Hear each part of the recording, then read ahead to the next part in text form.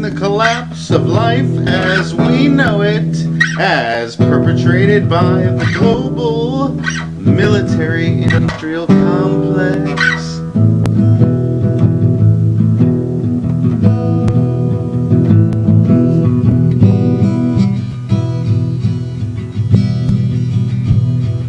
And now, ladies and gentlemen,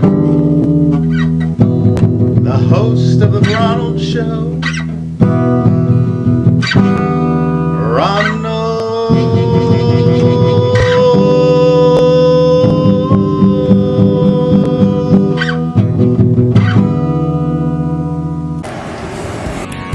What if a government intelligence analyst from the Pentagon is forced to save mankind from extinction and the world from destruction, but first he must evolve into the Messiah and create the plan to save the world?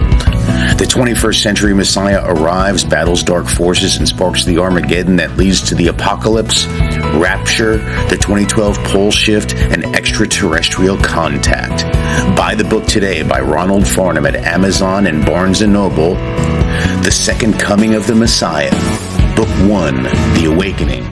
Hello everyone, and welcome back to the Ronald Show, documenting the collapse of life as we know it, as perpetrated by the global military-industrial complex, and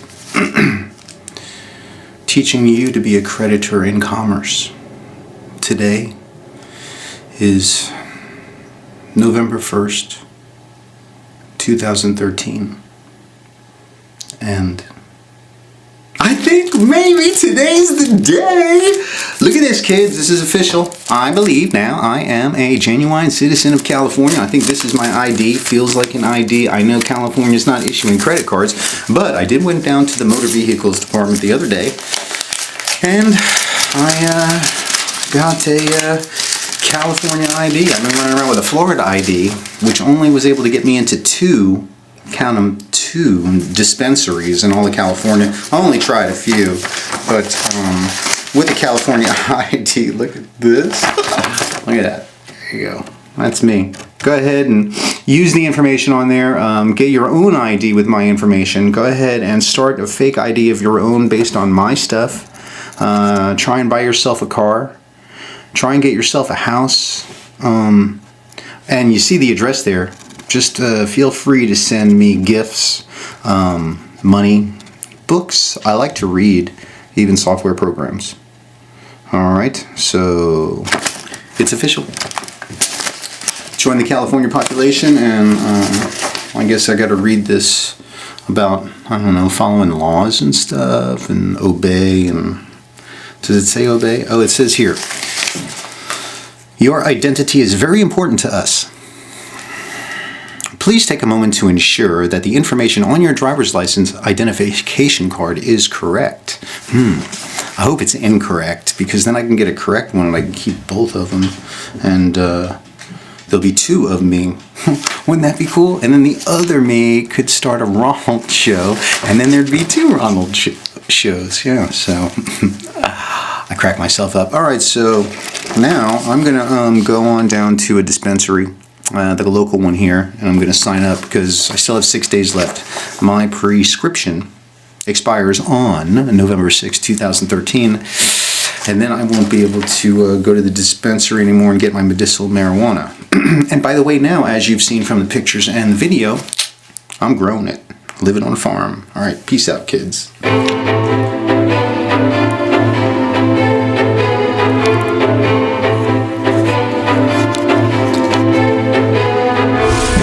Have you ever wanted to write a book?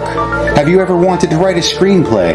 Have you ever wanted to have your great movie idea turned into a screenplay, turned into a movie, turned into a book, and distributed all over the world? Well, now you can learn how to do it with the great new book by Ronald Farnham, How to Write a Screenplay in 30 Days or Less. It includes the logline, theme, synopsis, outline, and screenplay of the 3 magic questions. Learn how to write a screenplay in 30 days or less, or your money back. Get it today at Amazon or Barnes & Noble. Hello everyone, and welcome to the Ronald Show, documenting the collapse of life as we know it is perpetrated by the global military-industrial complex, and teaching you to be a creditor in commerce. And as part of the global military industrial complex, I have someone who's not only being, I guess, oppressed or harassed by the global military industrial complex, but it's also being messed with as far as being a creditor in commerce, and that's actually the government trying to take her child away. So today I have with me Monica. Do you want to go give me your last name, or you just want to go by Monica? Sure, I can give you my last name. Okay. My last name is Collier. Monica Collier. And Monica, where are you from originally? Originally, I was born in Redlands, California. Redlands, California. Now, I know we've talked about several topics over the phone before we even got this on camera, but we're doing this so we can document Monica's story.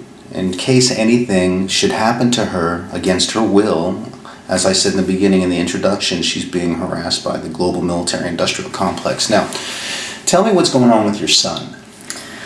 Well, basically, this is the second incident that I have come under attack with CYS, or Child and Youth Services, or Child and Youth Protective Services in the United States. The last time was 2 years ago in Pennsylvania, upon my return from Ubud, Bali, Indonesia, for which my son and I had to be repatriated.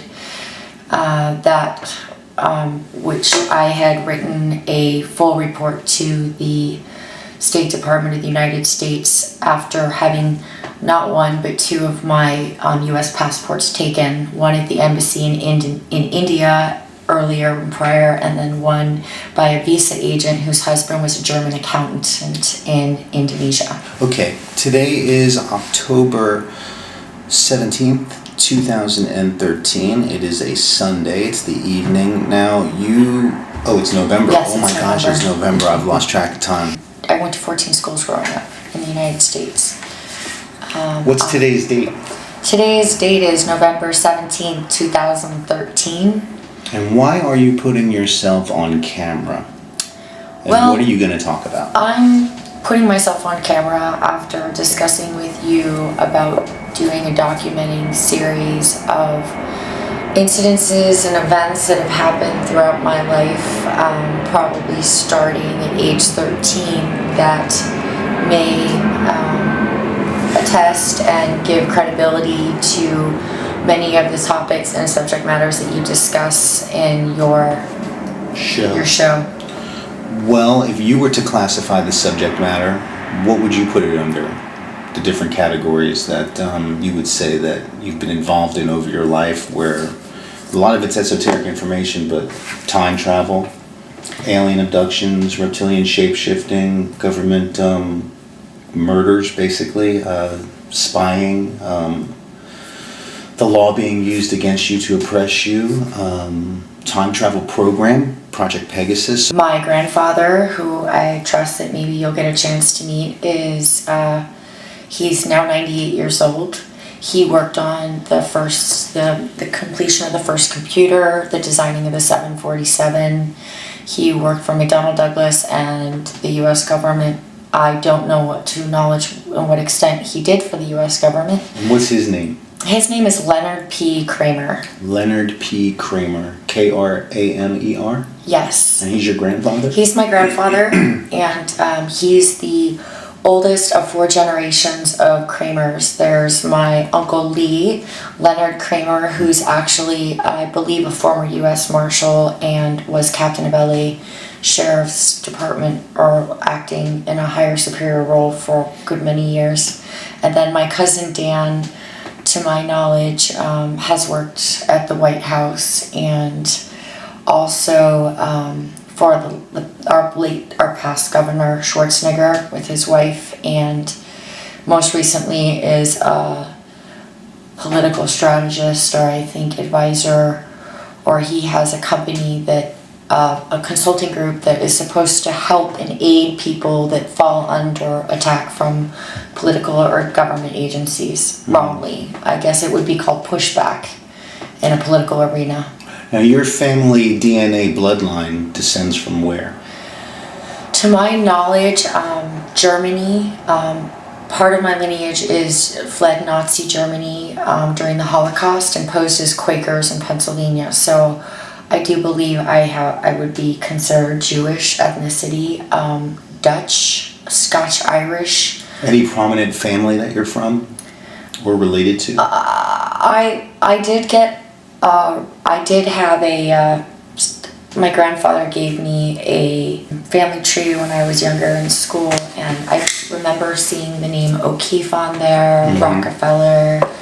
I know that I have a grandmother on both sides named Kitty Lynch, which I found very interesting. Kitty Lynch. Kitty Lynch. And so you're saying you're also of the Rockefeller family. But I did see it on our lineage, and I know that I've been told many things, such as like my grandfather's father was shot by Al Capone as a police officer in Philadelphia.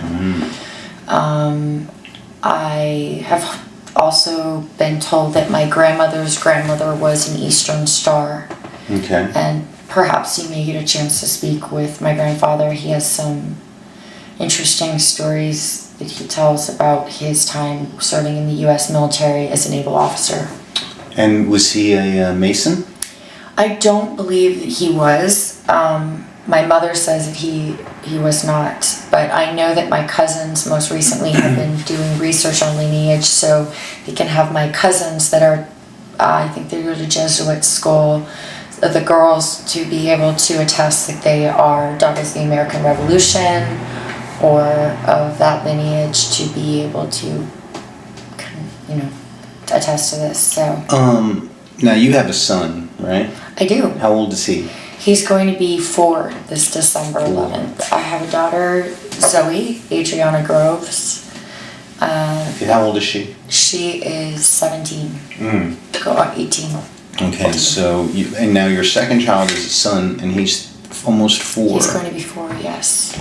Now, the government is trying to take him away, correct? They're not trying to take him away currently, but as of last week, after going to a roundtable discussion with DCFS, after a report was made by a convicted felon that my son and I were cohabitating with after being relocated under victims' crime compensation under protection of the city attorney's office. So you were relocated into a facility by the city. We were living at a home in North Hollywood, and the city put you there. Relocation I chose to go. We initially were supposed to be relocated. There are two claims going with the city attorney's office for victims' crime. One is for a civil harassment case for which the people that were civilly harassing me I've been granted a 2-year CLEDS order on. And they were also in cahoots with the people across the way who I sent videos to the district attorney, Miriam Lett, for the past 8 months, the assistant to the district attorney, for the past 8 months, because they are civil servants of the LA County Sheriff's Office. And I had sent video of them parking me in and harassing me, and I had been told by my personal injury lawyer, Mr. Donald Weissman, to call for the police to ask for escort because I was not able to leave my home on many occasions because of the harassment from these people was so the extent of it.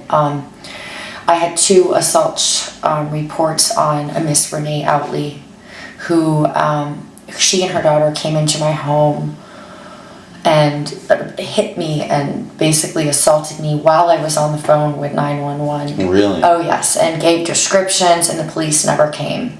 There was a report made, and then she also on another occasion hit me in the face. And I do have a full cage of stainless steel wires in my face. They relocated us initially under this plan, and there was a priest that's a 33-degree Knights Templar, whom I've known for 10 years, that attested to this, and he's also a mental health worker and a former DCFS employee. Do you want to give his name? Sure, Walter Filaret Taylor. Walter So Filaret. in order to How do you spell Filaret? Pilarhet. In order to be relocated, you have to either have a psychiatrist or mental health worker or a law enforcement official. In my case, I had both. And these law enforcement officials actually called me into their office and asked me to look at pictures of these neighbors prior to them. I believe it was prior to the assault, and asked me to look at pictures of them because they were being investigated for something else for which I was not being privy to be informed of what it was. Right. And I have feeling and sense, obviously there was quite a few things going on, foul play. And this is in the house that the city relocated? No, this is in the house that we lived in. It was a duplex home in North Hollywood. Mm-hmm. But when the claim was filed for the relocation under the civil harassment, the following day, my son's father, he had been priorly arrested for domestic violence in Ventura County. And this is your son's... Now, do you want to give your son's father's name? Sure, Bakil Ravinesh Narayan. And do you want to spell that name out? So people BIKILRAVINISHNARAYAN.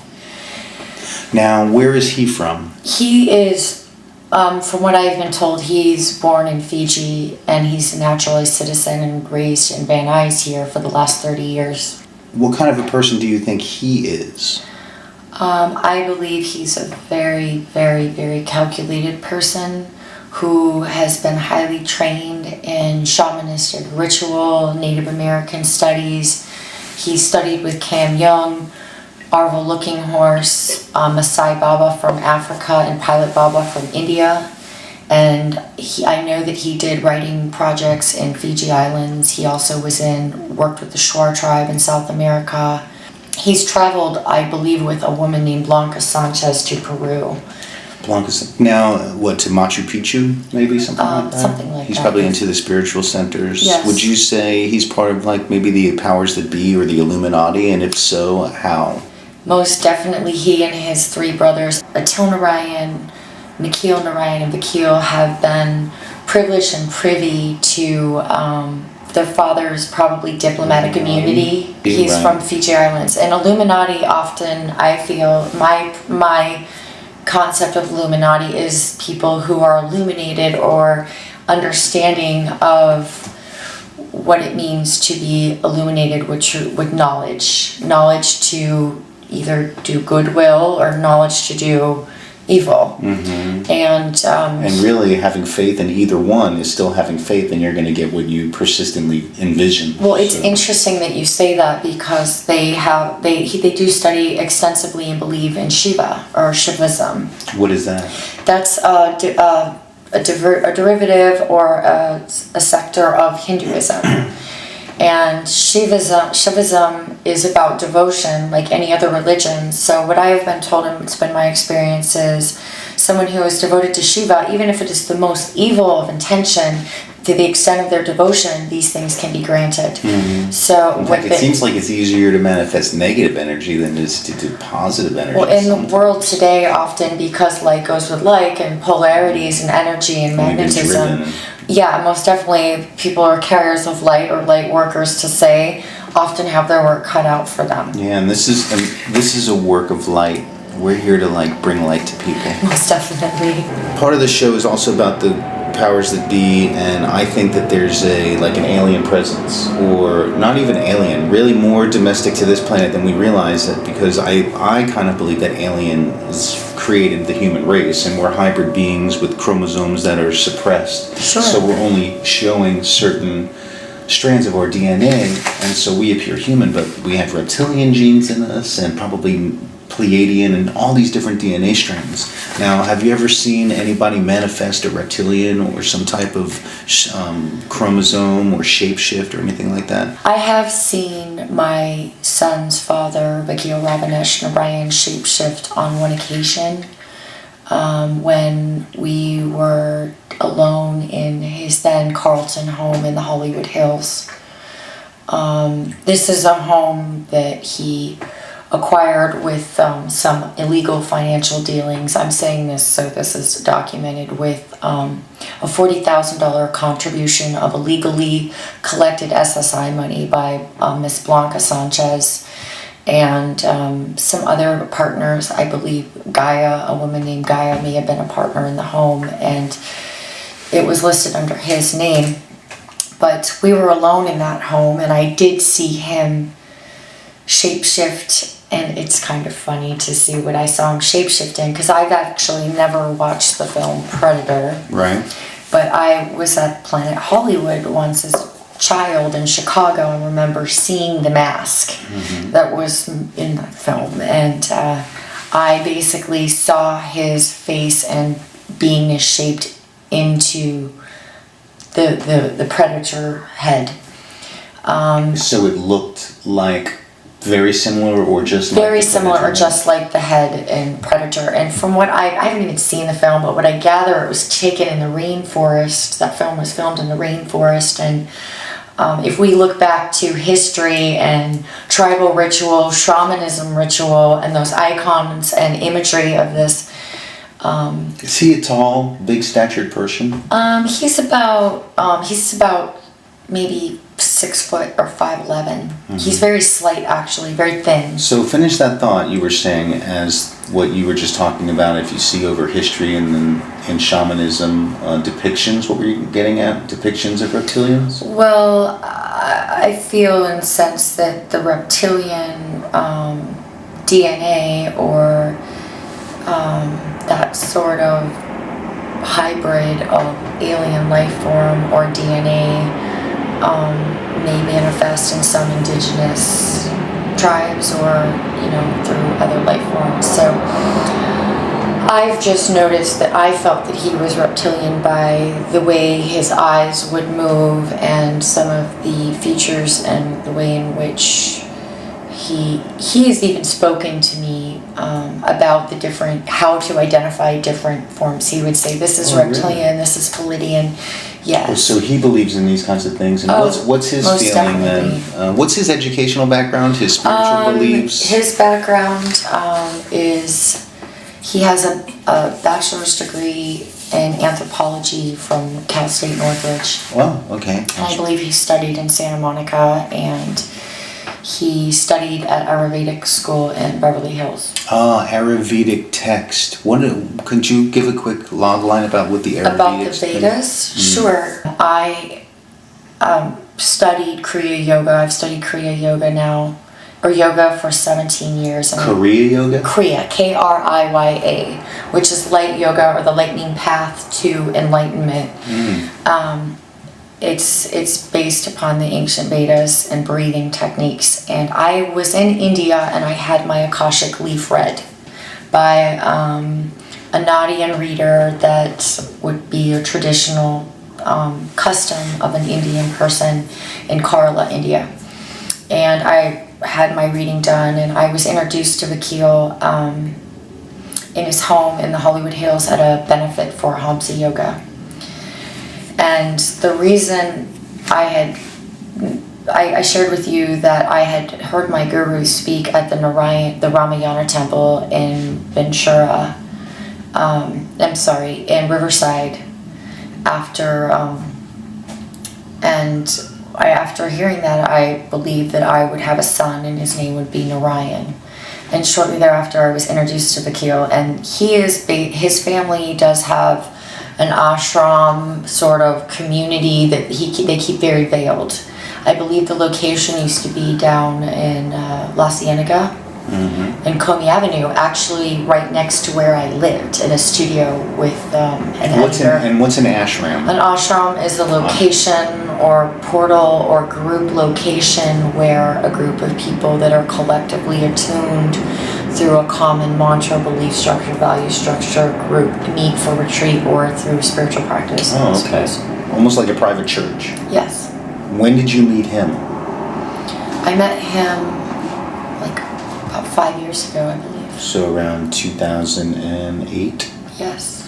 You had a son with him. Are you divorced from him now? We were never married, and we were not allowed to be together by his family. Like once they found out that we were actually not just devotee in our relationship, meaning celibate, yoga, Vedic practicing friends, we were in fact planning to have a negotiated commitment for marriage, having a child and being married through and this was witnessed by a Harvard PhD that's pretty renowned, Dr. Pat Allen. She's a PhD, Harvard PhD. I think she's known for doing like The Millionaire Matchmaker currently. Here she's done My Name is Dora with Pauly Shore.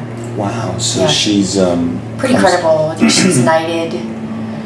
If you were going to write a list of credible references, could you name a bunch of people who could vouch for you that people could talk to? Because I want to interview some of them and make them part of this also. Sure. And I would love to speak with you further on different segments of time, because there are some things that have happened in my story that I feel could support some of your concepts on time continuum theory, the like yoga of time travel, as like a Fred Allen Wood Wolf would speak of, or shamanistic ritual and that sort of thing. But my credibility, my references would be like Oscar Hsu, who's a PhD from Harvard, or a Harvard grad. How do you spell Hsu? HSU. Oh. David Bernhard, he's a chemical engineer. He's my former business partner, or he's still a business partner technically. He's in Stites, Idaho. Robert Bodden, he is located in Brentwood. Valerie Walker, she's an art historian in New Orleans. Part of the global military-industrial complex controlling us, as I've talked about, is controlling your certificate of live birth. Now, I talked to Monica before we even went on camera about the certificate of live birth and how that is the control mechanism of the human vessel. If you don't have your certificate of live birth and the state has it, then they control the vessel. So, are you being threatened to have your son taken away from you? Well, it was interesting. What's going on? It was interesting because I went after the felons the people that I was let's just talk about the relocation. Yeah. I was working with a makeup artist in the industry and doing some consulting for her as a business advisor, and of course after being threatened and assaulted on a daily basis, I quickly moved into this building and was advised by these people that they have a film production company, American Sitters Baby Club, or I'm sorry, All American Sitters, which is a babysitting service to background check babysitters. Well, lo and behold, this person actually was using this website to recruit women. And also, I found out that they had a CYS background themselves and been in an ongoing custody battle with their ex-wife, who's actually a special ed instructor. And basically, she had tried to light herself on fire. It's this very turbulated sort of relationship. And the other person had been in prison for 6 years and was under the influence of crystal meth. She's dealing in illegal Chinese bonds and diamonds, and was doing this on a regular basis while my son and I were trying to live a normal life in this house. But we moved in, and on the second day, the first day, my son's father was able to obtain a counter restraining order after being released from a domestic violence arrest. And the local government the police did not follow Marcy's law, which I'm supposed to be alerted of him being released. He came and served me with an order with a process server that ran me over with their vehicle and smashed my Apple computer in the driveway. Jeez. Yes, State Farm actually gave me a claim to refund and repair that computer, and there's documentation that his process server ran me over. So this is a second time domestic violence perpetrator getting released without my knowledge, aiding and abetting, breaking a restraining order with a process server, running me over, and the police being called and not showing up. And this is here in Los Angeles, California. Right here in North Hollywood, yes. North Hollywood, California. Right, so as you could see, I would probably relocate to anywhere, especially if people were saying, okay, we're going to harbor and help you with this situation. So we moved into this new location, and where was the new location? Woodley Avenue, 7045 Woodley Avenue, and in Van Nuys. Yes, and the state of California issued a check directly to Miss Tiffany Fox for victims' crime relocation, and the funds in which she did not allocate to the landlord she kept, which I believe is a parole violation. So basically, Now, why did they give the funds to her? because she was acting as the property manager or facilitating over the condo in which we moved into. However, I did not know she was in a litigation matter with the true condo property owners that lived in Boston, actually. I see. So she basically took the money, kept it, and Thinking then that she was owed some type of restitution, probably because she's in a lawsuit with them, and she thought... she just kept it, and it would just go to a holding account anyways, and why not use the money? And she had earlier, like 2 days earlier, given James McLean, her cousin, a quit or get out order. And so he had motivation to have me move in, give her the money, and I was in a vulnerable position where I said, okay, I really, need to get out of the situation I'm in. And I also had the fear, like I said, the first day we moved in, the police came and tried to take my son because a judge in Van Nuys awarded someone who just got out on a domestic violence order custody of my child, who never agreed to be signed on the birth certificate, who never paid child support and eluded child support in 4 states, and I was granted a restraining order and a ex parte ruling to leave the country with my son that passed before 3 judges in Ventura. Earlier, prior, my son and I left the country because of the family perpetrating me. So you had to leave the country almost... Right, and I had even been advised by domestic violence advocates in Sebastopol, California, to go into witness protection with my son. And from this family. did you do that? I did not. Okay. I guess I made a judgment call that I'm an educated person. I have a Bachelor of Fine Arts from a state college in Pennsylvania. I did my internship for Carnegie Mellon and the Andy Warhol Museum Archive. I've worked for Viacom. I've worked for Nordstrom, St. John Knit. So you're a professional business person. I'm a professional who's been able business to hold person. Down jobs and yes. high level work. I'm also an entrepreneur. I wrote a business plan and incorporated a sole proprietor that became a C Corp, S Corp in California called Freedom Nature Enterprises. Do you have a website? We do not have a website anymore. There is a website if you look it up on... the website will come up, but it's the state of California, right. It's a registered EIN under my Social Security. It was supposed to be listed under a C Corp, but my silent business partner used it under my Social Security, probably for a write-off. And I was told by advisors in the Secretary of State of California to bring one of my partners to court and file a corporate fraud case for being used as almost a waterfall or a number for a larger tax write-off. Right. And he still lists himself as the president of the company on LinkedIn. So you were in the North Hollywood place with these people that the state put you in with, and they're conducting illicit activity, and right. You want to get out. So now you get relocated to another place on Woodley Avenue. Exactly. You and your son. We move, and on this first day, the police come and try to take my child with a counter restraining order, and I was able to have them leave. And so I took trust with these people because they were savvy with dealing with police. It's not something I'm very familiar with. Right. I'm not, so... a lot of people don't know how to stay in honor when they're communicating with the police and wind up talking to them when they really don't need to. So and I teach honor and dishonor and how to communicate properly with the police. This is a very valid point because the other woman that I lived with, Rebecca Garrett, she actually went to the door and communicated with the police the morning prior of our first day moving in. The following day, the police knocked again at 5 a.m, and she sent me to the door to answer the door, and I was handcuffed immediately, and the apartment was swatted with 5 officers. And this is the new place that you moved Yes, into on Woodley? in Woodley. My child was there, and these other people were there, and then I found out from the questioning from the police it was a parole check. And that the woman I lived with was on parole. The partner that she lived with, her cousin, was also a former felon.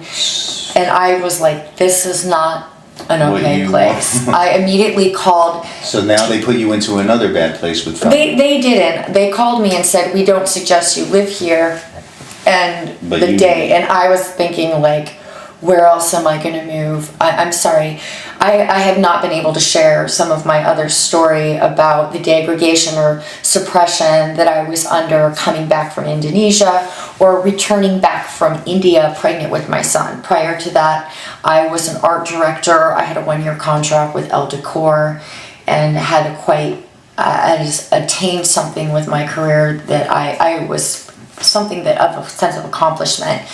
I also, prior to going to India, had enlisted, not fully, but had gone forward in taking action in becoming an officer candidate, school candidate for the U.S. Navy for supply and intelligence. And you've been deemed a sane person, a sane, clear-thinking individual by mental health professionals? Well, to my understanding, I had been under psych lines earlier in my life due to being affiliated with people that maybe fall under suspect by the federal government for doing things that were maybe counter to the laws of the ATF. Okay. This was not to something of my knowledge. I feel and sense that I was a naive person that fell in love with someone basically and wanted a family.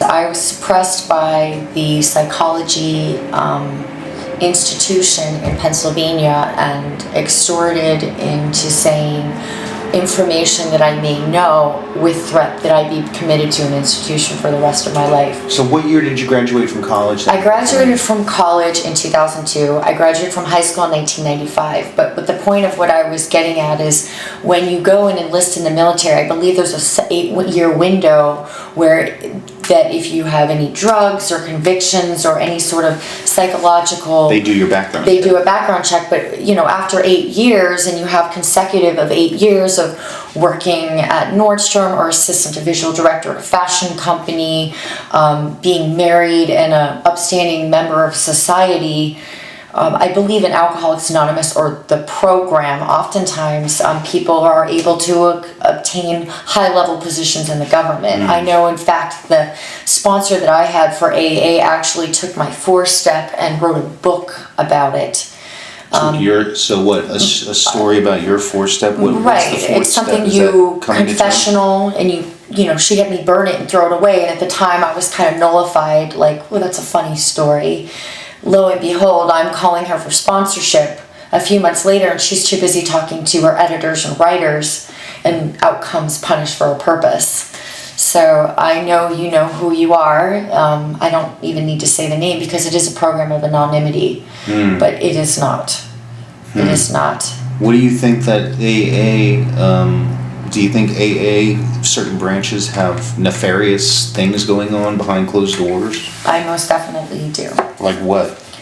Well, for example, when I returned back from Indonesia and I was instructed to go to an AA meeting upon my return, I had spoken to on the phone Miss Lori Burns, who's an Alcoholics Anonymous sponsor, the head of the Teen Project in America, also an employee for Winthrop Grumman, and a Sean Hedgecock, who I know is he formerly lived in Washington, D.C., and works for Cox Entertainment, or Cox Media now, or Cox... Something, yeah, Cox. Cox, and I was dropped off by an executive transportation driver with my son in a black Lincoln town car at an AA meeting. When was this? When we came back from Indonesia. This is when... Around what year, what month? It was 2010, upon returning from Indonesia. We returned... I believe it was around August. It was my birthday. I had done a photo shoot with Jay Green 3 days prior.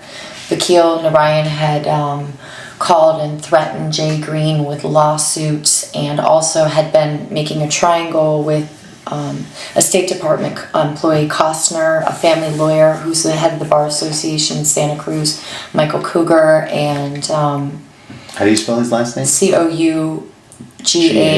And I have turned in a lot of these documents to a lawyer up in Avenue of the Stars, but he also was working with the person who wrote Confessions of an Economic Hitman and the most recent movie Hoodwink. I believe he has a whole... Hoodwink is a Masonic terminology, because when you're going through your 3rd degree ceremony, you get hoodwinked and cable-towed to your partners, and the hoodwink is when they put blind over your face. They blindfold you. That's hoodwinked, and then they take you through with a cable tied to your wrist to your other cable-towed members who are going through the same class, and they pull up one leg, and you walk blindfolded, hoodwinked through a path, and then you have to ride the goat. So it's this whole ceremony. So hoodwinked is a Masonic term. Well, that's very interesting because that is the name of a film that was being written when Vakil triangled me with the writer creator of Hoodwinked, and he has a foundation, I forget the name of it, but Vakil's brothers had a very interesting vase with 2 rams on their table, and his cousin, whom he called his sister, and whom I had to hear multiple times racial slurs, anti-Semitic slurs about her leaving the family to go marry Michael Hammer, who is a 33-degree Mason. And I do feel incensed that there has been some incest in their family and ritual, and she's actually PhD, and from what I was heard, tried committing suicide a few years prior to having to handle the situations within the inner circles of their family. He also, on the day that he was arrested in Ojai, he had promised to bring my son and I to meet his parents. And he was arrested for domestic violence? He was arrested that day. His cousin, Nitu Prakash, was actually going to do a triathlon in San Diego, and I remember when we first started dating, she was finishing her PhD from William & Mary and brought this folder saying, we get to go on a trip around the world anywhere we want and bring a guest with each of us. So this is not the kind of lifestyle that I was privy to being with Vakil, watching their family use the welfare system, forcing me into disability and being in a welfare condition. That is not the way I was raised, educated, or brought up. But I feel that he was aware of how to, what do you say about using someone's social security number or identity for false business? I've been advised by Lorraine Del Gracio to get in touch with, which I did, the former chief of police of LA, Nazarian, private investigator who does government contract work, that his family was guilty of international Interpol criminal issues with my social security, or I can share a little bit more about that. When I was pregnant with my son, we went up to their property in Lake Arrowhead. A friend of mine, Imran Raza, who's an international music star who lives up in Malibu, and he brought me up there with Vakil, and I had returned back from India, giving up my career and my resources, and trusting that this person said that they wanted to marry me, have a child with me, cohabitate like what a girl who's accustomed to American culture and Western society would be accustomed to. And basically we were up at this house, and Imran said, I'd like to rent this house for you to live in while you're pregnant. We'll just not tell Vakil's parents that it's for you.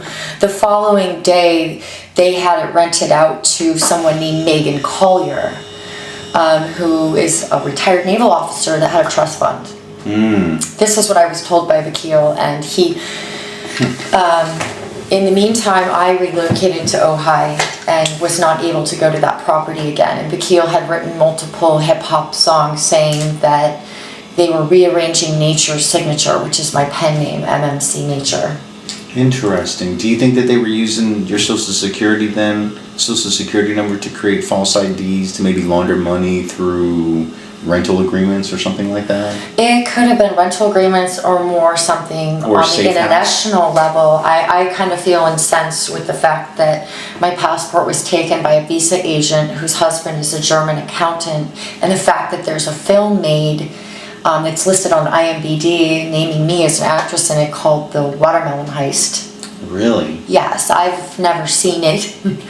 And I've spoken. You didn't work on it. You've never. I didn't work on it, and I spoke. Listed on it. I'm listed on it, and I did speak with SAG with regards to the matter, since I've turned in 2 reports with the FBI for IC3 with saying that I have feeling and sense that my identity has been used falsely in the United States and internationally, and I've also written reports to the Defense Department and submitted letters about my missing passports. I did receive reply back from them that they've been flagged, and when there's information that I would be privy to, I'd be aware of. But in my personal opinion, Do you think that you're being targeted to be killed or taken out or you eliminated? I think I have in the past been targeted to be killed, taken out, or used as an asset or a pawn in some sort of either political ploys or financial or maybe syndicate vendettas. Maybe because of my genetic lineage or old family sort of vendettas or genetic entity sort of things. Do you think your son is they're trying to separate you from your son because they have a purpose for your son? Well, when my son was taken by CYS in Pennsylvania, I was practicing Scientology, or I sought help from the Scientology organization in Pennsylvania, and there was a Scientologist who was also a CYS employee named Shirley Muhammad, who went into that location, and her opinion, I guess she said verbatim, was they're looking for the Messiah, and they thought my son was the Messiah. And why would they think that? Maybe perhaps my lineage or Vakil's lineage. I know that my inner beingness, when I chose to have my son with Vakil as an intellectual and elevated person, was drawn to the fact that he was of indigenous DNA or from Fiji Islands, and a pure bloodline? You mean a pure Fijian bloodline?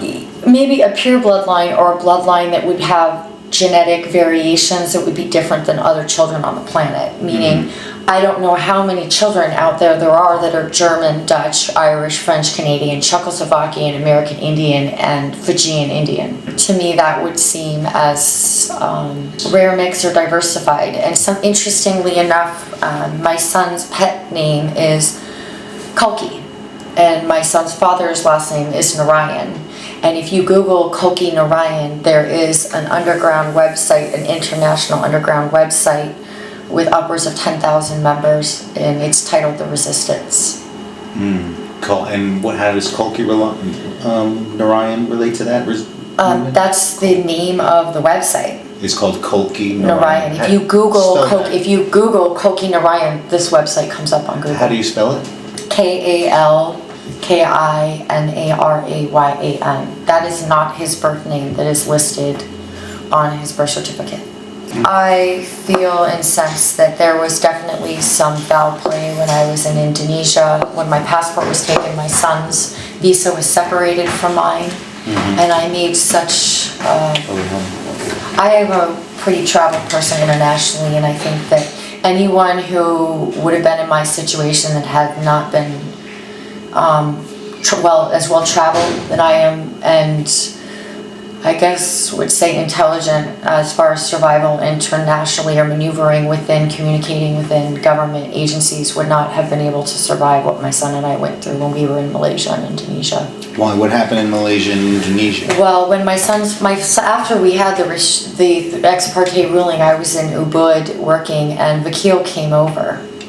And Ubud is in India? Yeah, in Indonesia. And he came over without any money for visa on arrival whatsoever. And I remember the visa agent working at the airport had the same last name, or had the same name as someone that I had been perpetrated against years earlier in San Francisco, Muhammad Rizwan.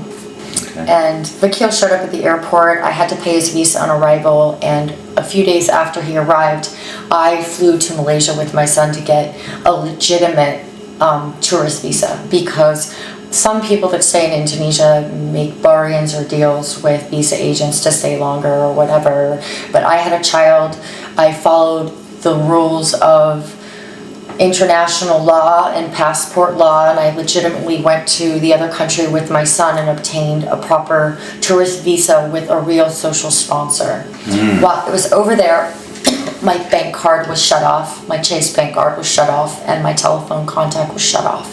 Why do you think that happened? I've been told that oftentimes this has happened by international government when someone is it could be centered out as either a terrorist or a security threat. But I was told by someone I met a few days later after making it back to Ubud that is high up with the telecom company, Astro Telecom Company, that if someone wants to erase you, they virtually can have you erased. And I believe that is what Vakil's family was trying to do. He and his family, or his network of people, were trying to do when I was in Bali. And I think he was quite frankly surprised that we even made it back from Malaysia. Or he was planning to have me erased and take my child back with him to America. And where's your son now? He is with his father. He'll be with me this week on Wednesday, Thursday, Friday, Saturday, Sunday, and So your guys are sharing custody, and yes, but things seem okay right now? Well, actually, most recently, I was informed by a well-acclimated attorney that perhaps my hearing, or the attorney that I acquired, mishandled the case locally in Van Nuys. The case went before Andrea Thompson, and it basically went from a pro plaintiff, me, mother, with having full custody, supervised visitation, and proof that there was 2 domestic violence arrests, and we were under protection from the city attorney, and a pretty fair standing that I was going to be able to maintain full custody of my son and perhaps get some sort of child support that I feel is why we have constitutional law on women's rights and protection of women in America. I mean, we have a social system in law and family law to help women foster and raise children properly in America. It's not why we design the welfare system for wealthy international people that come to America to keep offshore bank accounts and use the welfare system. And what do I say? Culture does not justify violating human rights. The day that I flew home from India pregnant with my son was the day a law was passed in India that men and women 18 and older can choose who they partner and marry without the threat of being beaten, tortured, or burned by a village. Really? Yes, this is just most recently a law passed in India. So up until that point, women had to marry who they were told to marry? Absolutely. Or they were beaten, tortured, or burned in public? Absolutely. I did not know that. This is usually something that is in a lower caste. It's not something that's often seen in the higher caste in India. It's a village sort of culture. I'm sure in the higher castes in India anyway, things are predetermined more, and people don't even think about not doing what they're told to do, and I'm sure it's pure. Up in I guess the powers that be, the high structure, that's probably where, just like in Europe, all the bloodlines the bloodline stays together and intermarries. They just adopt out their children to different families, and then they find each other, and maybe their brother and sister, and they don't even know it, but they're brought together to keep the DNA line pure. Okay. That's what I think. There's a conspiracy behind elite marriages, like the Bushes, the princes, Prince Charles, and all those people, all are marrying cousins, first cousins, second cousins, brothers and sisters who've been separated at birth and raised by other families. Well, you just raised the point of why I feel that Vakil and Anita Prakash they were saying that they were brother and sister or cousins, because I feel and sense that their family, even if they were in South India or any other country, it would be perfectly acceptable for them to marry and have children. So I feel that Vakil chose me as a breeder to have a child so he could be with her and the family could keep her like they were keeping her captive and take my child. Fortunately, she was able to get out of the family. She actually called me after Vakil was arrested on domestic violence and said she would never see Vakil again. Vakil would never see her children, and she thought he was evil. And Michael Hammer, her husband, was willing to, Vakil thought that, he shared with me that they were pro-believing the things that I was saying. I would be interested to see, if she were subpoenaed, what she would say about her upbringing with the family. Because I know recently her mother, who is a regional director at Wells Fargo, talk about the banks having some power in society. Her husband is an electrician for Van Nuys Police or Sheriff's Department. And their own daughter has left the family and called the police on her own mother when her mother comes to try to visit. I've had, his Aunt Vidya has threatened to take my son on simple things like I'll go try to get my hair done or haircut, and she'll call up, over the 9 months prior that I was emailing the district attorney and threatened to take my son, they would threaten to call CYS on a regular basis. And even when we went through the CYS incident in Pittsburgh, Vakil had the Ventura County Child Support Services people on direct dial on his cell phone with the phone to my ear saying, you want to close this child support case, right? While I was being extorted for my son in Pennsylvania. I also, while I was at the roundtable discussion at the CYS in Pennsylvania, I got wind that my best friend had died or had allegedly hung herself. All while I was under this whole thing with CYS. Well, what's your friend's name? Her name is Elizabeth Peters. And do you think she was killed? Yes. By who and for what? I have a picture of 3 men hanging her up in her apartment in Manhattan. I don't know exactly why. You mean a picture you drew? No, something that I have had. A vision. A vision, yes. She was actually supposed to come stay with me when I was in Indonesia. Really? And I had visited with her in Manhattan a few weeks prior with my child, and she was getting her commercial real estate license, and I had a meeting with Francis Galway. She had goals and a lot to look forward to. Yes, and she had a nice boyfriend who was working for Merrill Lynch, and she had her life. What happened with what about the boyfriend? Was he investigated, or was there? I don't know. Her body actually, I heard, sat in the morgue for like 3 months, and the last 2 phone calls on her phone were to me and Michael Madison. When did this happen? That she was hung or murdered or hung herself? I don't know the exact date, and I was not told of her funeral or invited. I've never been able to even have closure or speak. When did you find out? I found out while I was in a roundtable meeting with DCFS or CYS in Pennsylvania, asking me and questioning me about an incident that was alleged by Michael Frisbee, and we haven't really touched on what happened that day, except that I was dropped off after reporting. I was reported at a Fox Chapel mansion with my son, which I did not know I don't know what it means to report. I went there and I saw a little girl. There was a Great Dane there. I was introduced to someone that was a runner and the homeowner, and I was in their kitchen, and I saw. Where was this? In Fox Chapel, in a mansion in Fox Chapel of old stately home in Fox Chapel, Pennsylvania. And then what were you about to say you saw? A little vase or? I was in the kitchen, and it was like there was a gun with a scope on the table and expensive shopping bags and just like a plethora of objects, and I was asked to stay in the home and kind of interact with the homeowner, and I was sketched out by seeing. I've fired a gun once.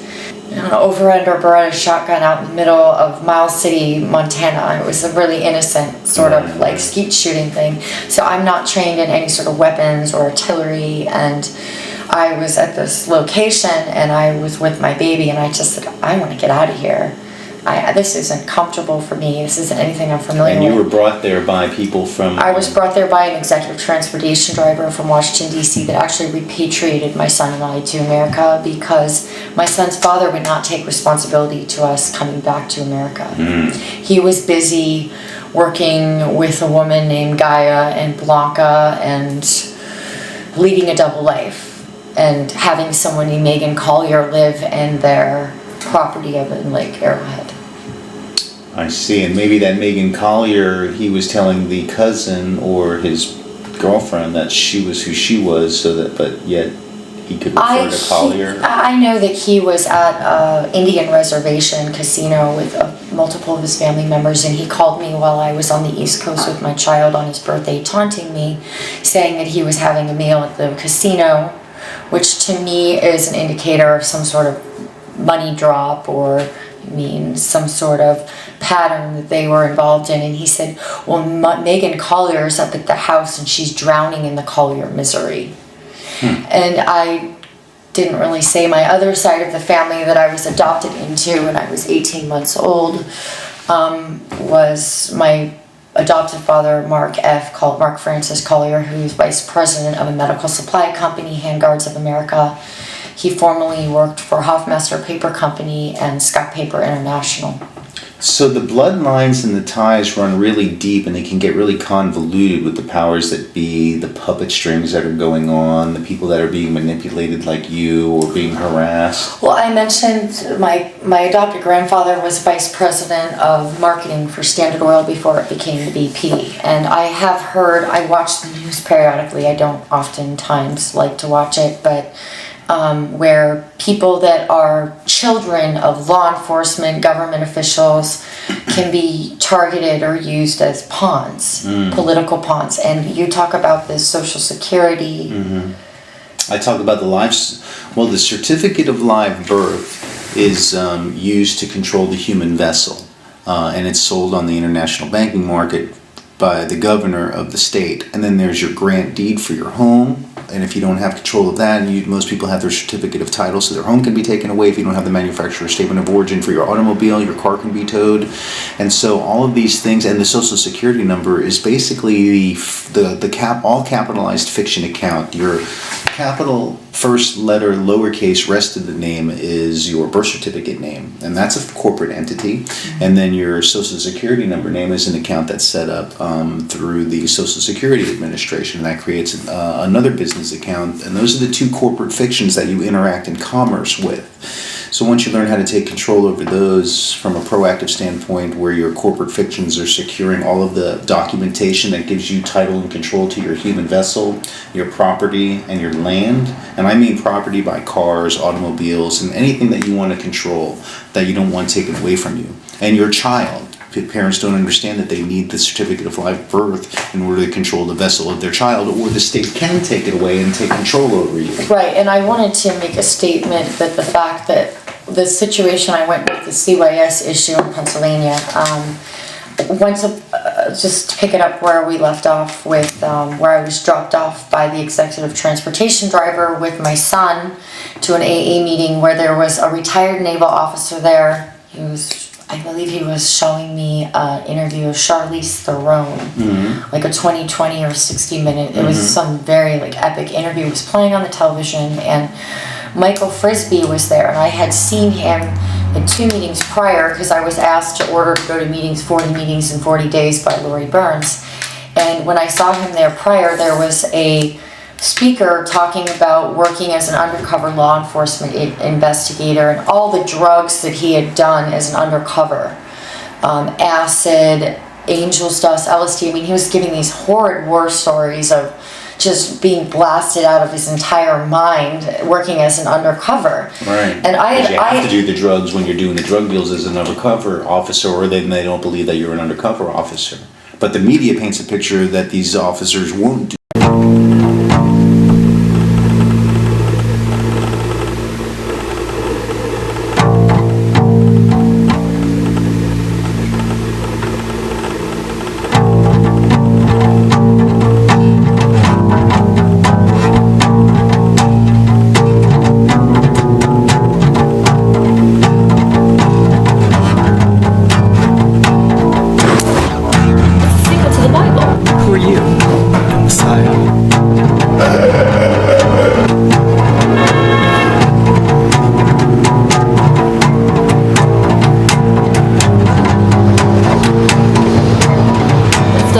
The human race will die.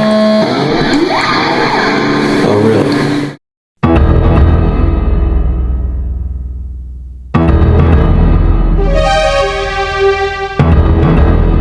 The first commandment is to maintain a global population under 500 million.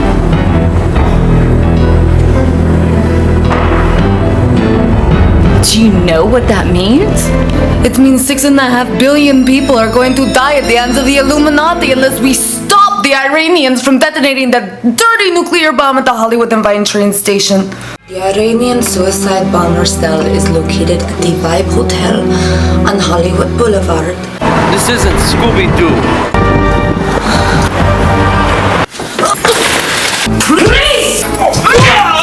Little blood drink and turned your stomach? Guide them through the bomb. What is this? Fucking Batman and Robin? I had become part of something that I no longer felt right about serving. It's Hollywood and Vine, not Vine Hollywood. Don't you know anything about American culture? You silly Russian. The global military-industrial complex. Leading the charge of the carnal feminine. Ah, yes. The Messiah. My book. It's the solution. How is that the way the world is?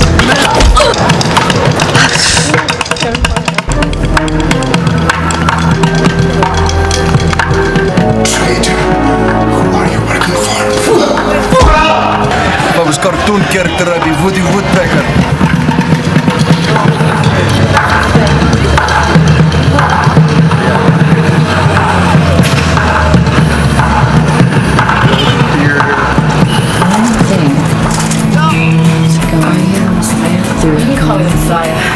This land is your land. This land is my land. From the Gulf Stream waters to the New York Island, this land was made for you and me. The drugs, so that I think in the media, criminals are programmed to believe that, oh, only the cops don't do the drugs, so if you're doing the drugs with us, then you're not a cop. But unfortunately, this story pretty much confirms that the cops have to do the drugs in order to be believed, right? I really wouldn't know, but I would say for the fact with the Michael Frisbee story is he basically, I had seen him at 3 other meetings, and he was on the panel at this meeting that I had seen, and he was there the day I walked in. And when I walked in, there was a car parked on the side of the property, a truck with a hardtop. And intuitively, I felt that they were trying to kill me, or Michael Frisbee was trying to kill me. I believe he had a firearm in his pants, and I had my child on me. And the look on his face was like, oh shit, I'm supposed to take this woman out, and she has a baby strapped to her. That is what I felt incensed. Like, what? He couldn't do it. He couldn't do it. I had my son strapped to me, and I was thinking, I'm not a trained military person. What does someone do in this situation? I had my child. I ran out of the building. I stood outside. I called 911, and it was like, it's industrial Pennsylvania on East Carson Street. It's not like we're in West Hollywood at my home group at the log cabin where you bring your baby in a carrier and they've got child care, okay? Right. This is Pennsylvania at the Nallo Club, which the AA would not endorse because they are not affiliated with AA. They're actually a sober living that makes business with the healthcare and UPMC of getting people on psych meds or in recovery into a system where they're on $600 a month of psych drugs and dual diagnosis and feeding the machine of the government military complex or the pharmaceutical industry or the powers that be of the... But they all work together. Right, exactly. That's part of their system. So, the long and the short is, I called the police on Michael Frisbee. He fled with a firearm and dumped his drugs and came back. And the police came back and I said, I don't feel safe. I need an advocate and a ride home. I could not call on my phone. Frank Gallo would not answer the phone. John Pierce did not answer the phone, and I wasn't about to walk with my child all the way back to the Penn Garrison next to the federal building after leaving an AA meeting. So Michael Frisbee went and conversed with the police officer, and the next thing you know, police showed up with an ambulance. I was handcuffed, and my son was ripped off of me screaming. I was forced 302 involuntary committed at a Pennsylvania psychiatric hospital for 3 days, and Vakil Narayan was alerted and showed up to swoop in with a lawyer with CYS to take my child, and Frank Gallo would not come to attest at the hearing. He came to the initial hearing to get me out of the hospital, but he would not show up in the hearing.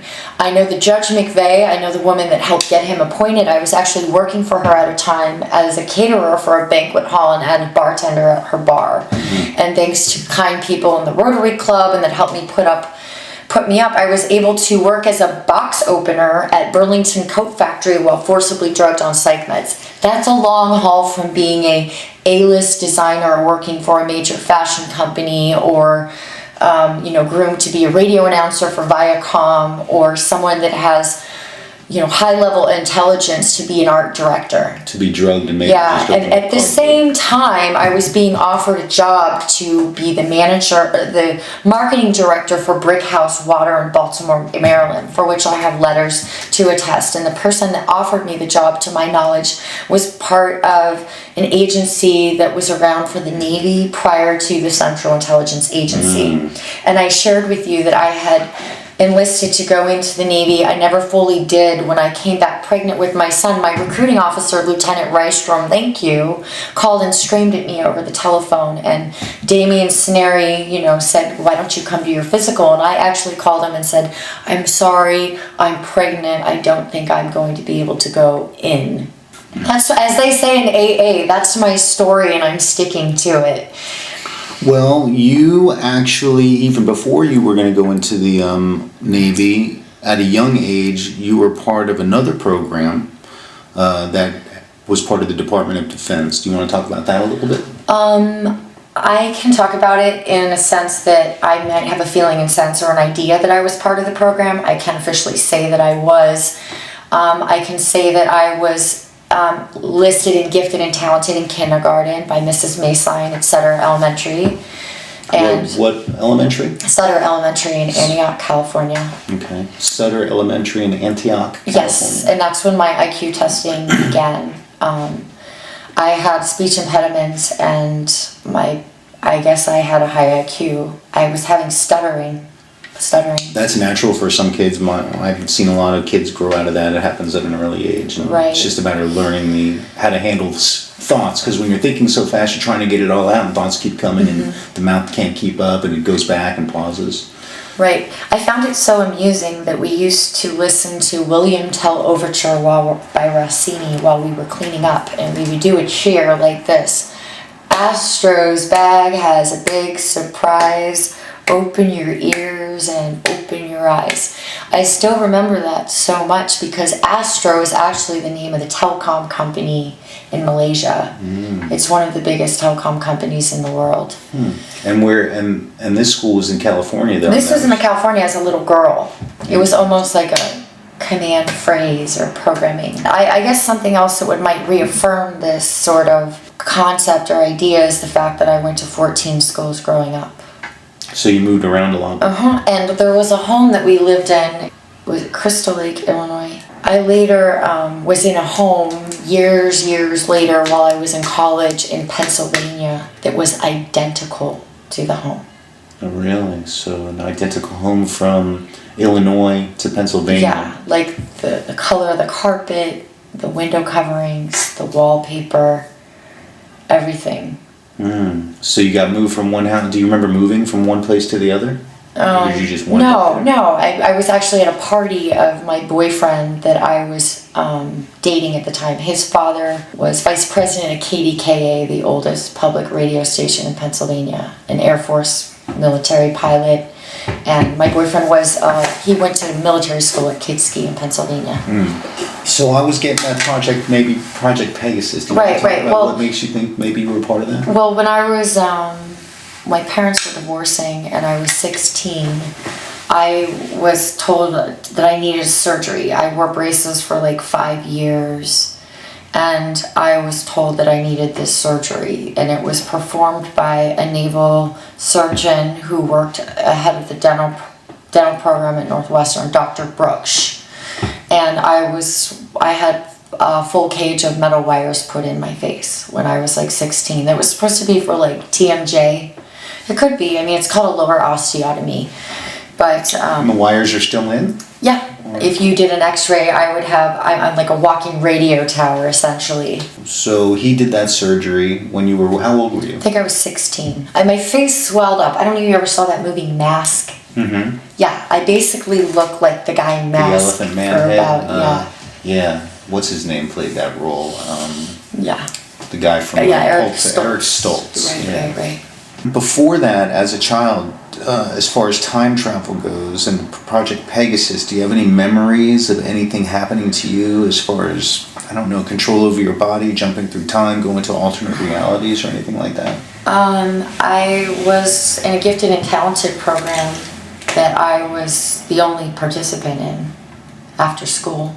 I would go and they would have me watch and study extensively about King Arthur and the Knights of the Round Table and watch films on Excalibur and build castles, but I was the only one in the program, in the class. Where was this? This was in Bergen, I think it was in Bergen Elementary in Evergreen. Evergreen, what, Illinois? Colorado. Colorado. Or Bergen, I think was in Nevada. No, Evergreen is Bergen. I went to school also in Arvada, Colorado. How come you moved around so much? Good question. I often wondered as a child. It was my father's career, I guess. What was his career? He was a national sales director for a paper company. I know that he worked exclusively out of Albuquerque, New Mexico. New Mexico is a place where portals are opened up for time travel, according to guys like John Lear or John Titor. Do you have any stories about that you can? I kind of have a feeling and sense of experiencing something like the grandfather paradox, or seeing myself older in life, but being in that time, in present time, in the age that I am, but maybe seeing myself or seeing others in a different age group, that sort of thing. But one thing that happened that I can actually say substantially that I'm very clear happened, and I believe it's spoken of a phenomenon in Scientology. I'm not high enough up in Scientology to know, but I lived in Pittsburgh. I lived in the Monterey Bay building, which is in Mount Washington. And the Three Rivers of Pittsburgh is considered, any three rivers converging is considered a spiritual portal. Where the Alaknanga and the Ganga River meet. Even in India, that's where the Shiva temple is. And so, believe it or not, Three Rivers Stadium convergence in Pittsburgh, where the Alangahela and the other rivers converge, is sacred. But I actually awoke in a dream state or a state of time continuum where there was no light in Pittsburgh. It was as if it was the Stone Age. And I actually had a beam of light coming from my mind's eye looking out, and there was no light. I was the light. I was the only light around me in Pittsburgh in that time. And then I went back into a dream state, and then that was it. But that was a waking dream state, so that wasn't a dream that you felt. Do you know the difference between a dream or? No, that was a waking state, most definitely. I was awake and present, and there was no light except coming. Would you say you were in a certain time period? What was it, prehistoric or before you time traveled? I would say it was apocalyptic. Oh, post-apocalyptic. Yes, post-apocalyptic. So after maybe humankind may have been erased from the surface of the earth, and it was in maybe a poisonous, radioactive state? Yeah, like I was almost like projected into the future and then pulled back in my beingness. I don't know how to explain it.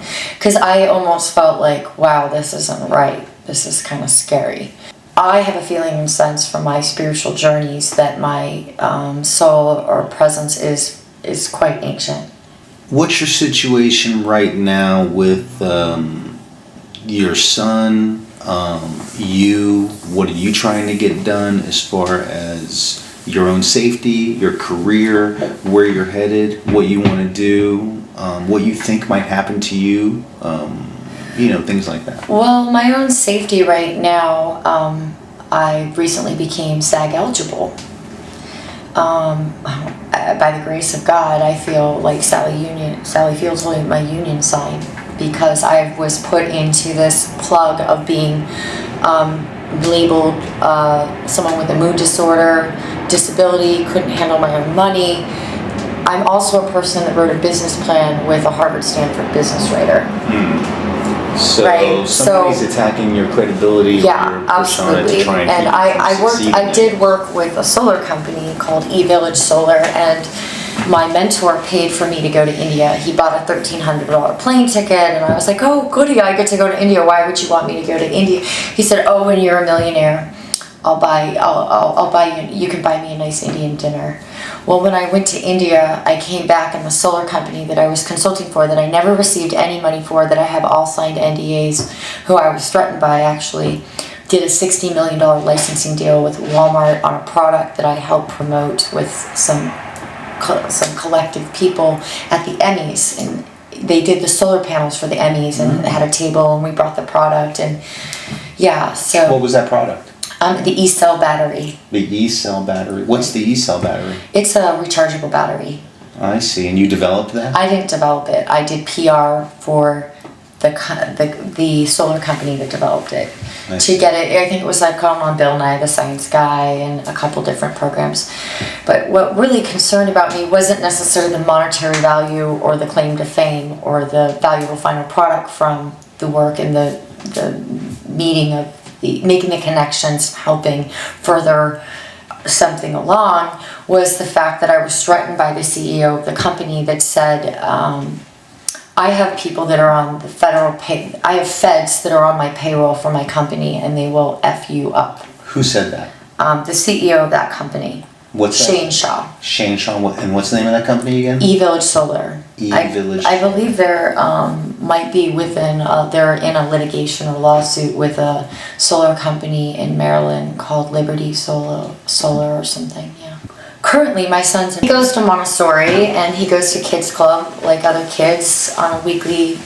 Every week we have a set program. He goes to kids club at 24 Hour Fitness, where he's under surveillance. I was actually, when I moved back with him, we both acted in a film together called Defending Santa. I was able to get his preschool dean to sign off that she signed off for me to obtain a work permit, entertainer's work permit for him to act, which I don't push him into. He's acted in one wants film. to do it. If he does, I just did it because in my feeling and sense of beingness that I needed to assert anything as much as I possibly could as me being the guardian of my child after what had happened in Pennsylvania.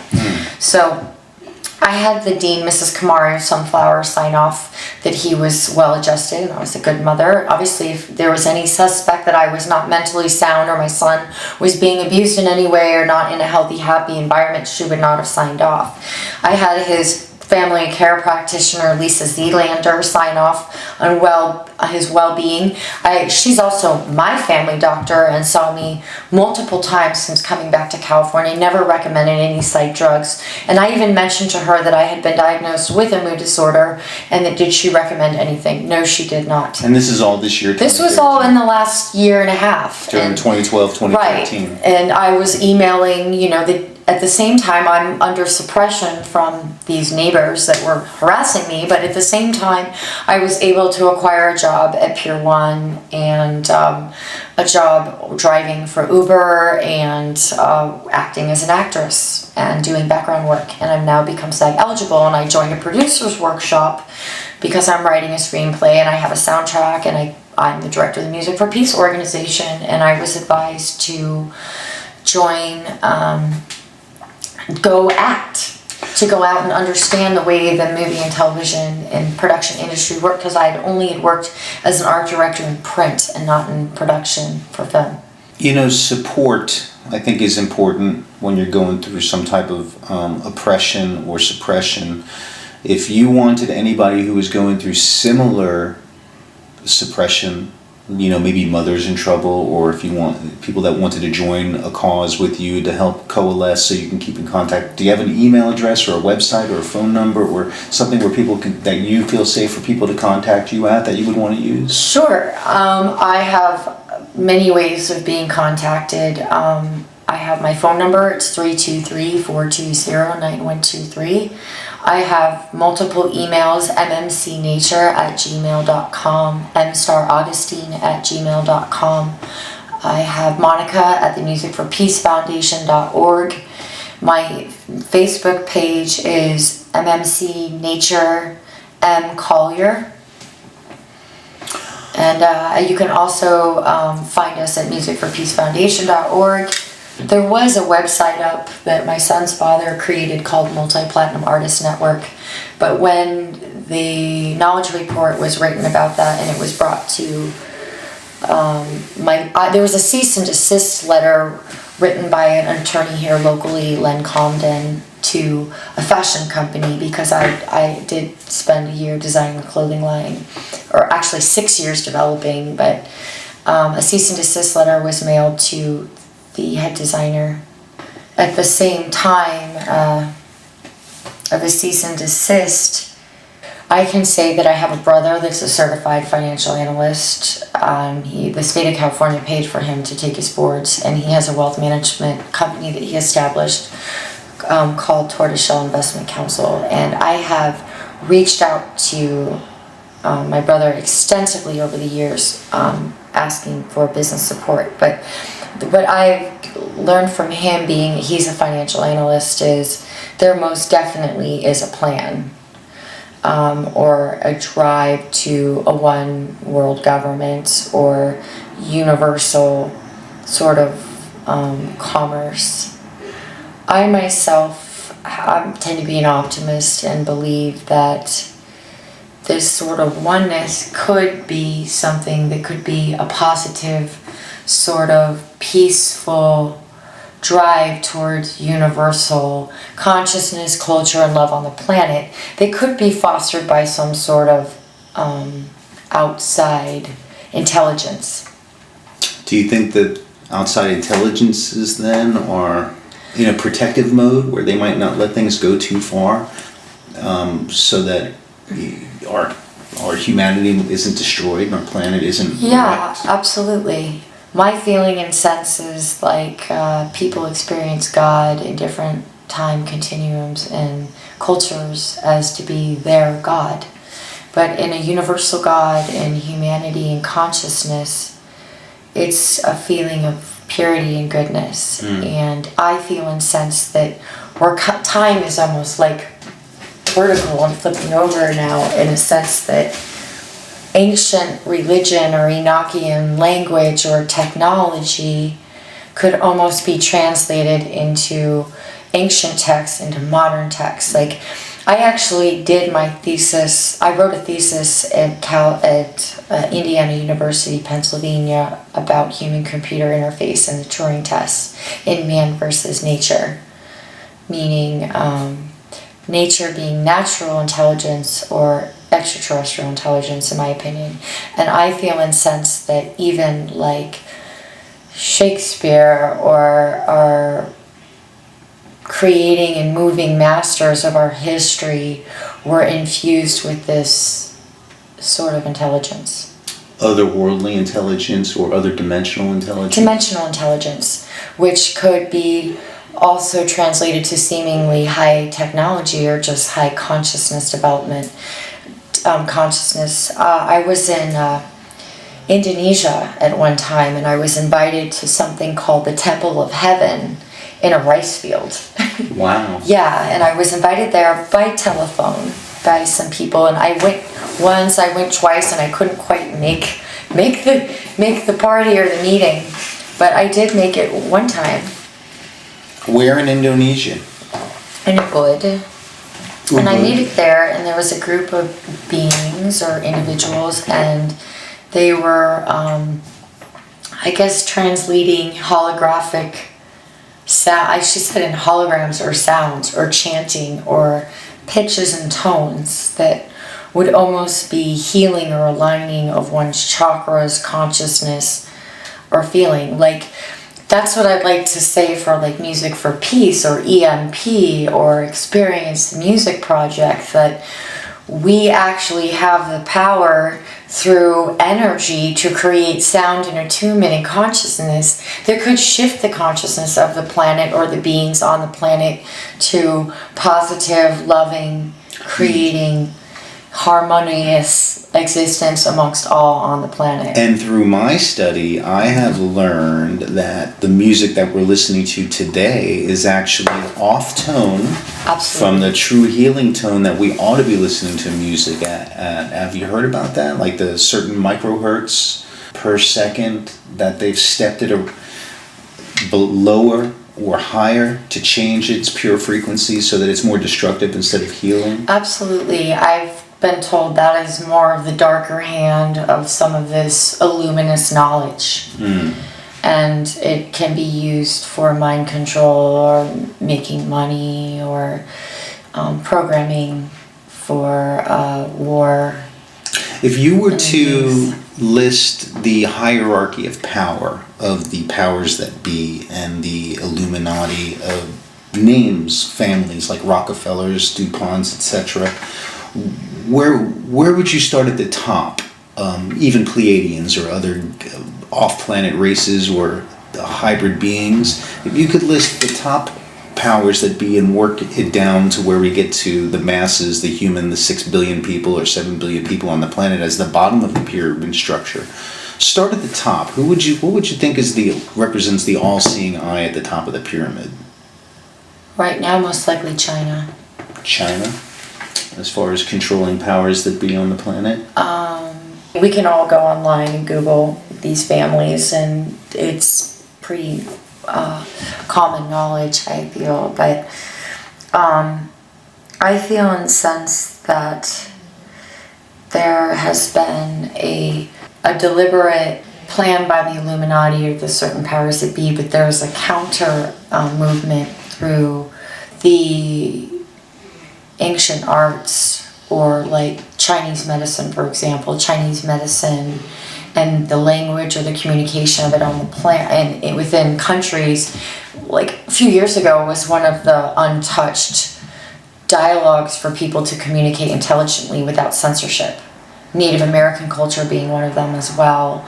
And I feel and sense that a lot of it, like my son's father, for example, has very well understood of this. I mean, I know that he was going to like a Bodhi meditation group in California while my son and I were all struggling, and he was bringing other people to this group that were in his ashram or his second his double life. This is something that's quite accepted in some other cultures, to take multiple women or do this, and I feel and sense this is kind of something, that obstacle that I've had to encounter on a guttural, global, real life, day-to-day modern life thing of having a cross-cultural child with someone who even though says that they've been raised in a Western culture and Van Nuys, has been indoctrinated into believe that women are less than superior, especially a Caucasian woman, to be almost a slave or someone of not being worthy of having human or civil rights. Yeah. The whole country, I guess, of India, just like you said, they passed that law to where women could, within the lower caste, could choose what they wanted to do. Well, even not just there, but in like the Middle Eastern countries, most likely women are commodities. Do you feel anything about the alien races on the planet that we might have be inhabited by? This Earth might have alien races or races from other planets or beings that have been here. When you said you went to the place in the rice paddy field in Indonesia, and you said there were beings there. What did you mean by beings? Well, there were people living there, and not living there, coming to gather, and they were citizens of Ubud, I suppose, but they were Caucasian from other parts of the world, like Ireland or Australia, and they could have been expats, local expats, just coming to meet, but they were definitely higher consciousness people to organize and facilitate a group where people lay and meet and practice a higher level form of communication. I was celibate for a good amount of time before I met Vakil and was planning to have a child. I was in India working as an art director. An art director where? An art director for a company called Wow Home at a Gurgaon in Haryana, India. And I became pregnant with my son, and I came back to India. I went to America and then went back to India, where I was told to go back to America, choose to have my son or keep my job if I was lucky, or go back to America. So they want you to either get rid of your child and stay with the company, or go back, and this is this Indian company. Right. But Well, the people that I work for actually worked in America, I think, for 20 years in logistics for the military. So a military company that opened up a company over in India. And he told me I would never work again. And I said, oh, that sounds very Hollywood. You'll never work again in this town. But I chose to come back to America and have my son. I had a doula, and a midwife doula at his birth, and a medical empath. And I had attended a portal meditation twice a week for about 4 to 5 months prior to his birth. What's a portal meditation? It's a meditation group up in Ojai. I don't want to say too much about the group because they're very private, and I feel that they're peaceful and unbiased and very pure and clean in their intentions. It's basically an uninterrupted space where there's good music and frequency and crystals and pyramids and an untouched environment to go in and have any negative entity or any attachments or spiritual milieu that needs to be coming off your beingness. Thought and intention is a vibration, and when you direct it in a direction at something, it does resonate with that intention, that focused place. So like if you send an energy to the group in Ojai, you'll feel it. I've dropped about 400 pages of legal documents with an attorney, and as a spiritual being, I pray to a higher consciousness that I don't have to carry around all this suppression. I'm the director of a peace organization. I'd rather be writing proposals about how to use the arts to raise consciousness within the youth and the collective as the whole, as artists and musicians and filmmakers and beings for peace and creativity and on the planet, because creating is like the highest vibration that you can really be in. So. Yeah, we take unformed energy, and through our creative abilities, we turn that into physical reality through our focused intention and persistent thinking. That's what deliberate creation is, and I think our deliberate creation and our vibrations are being controlled deliberately by the power structure that is the global military industrial complex headed towards new world order and one monetary system.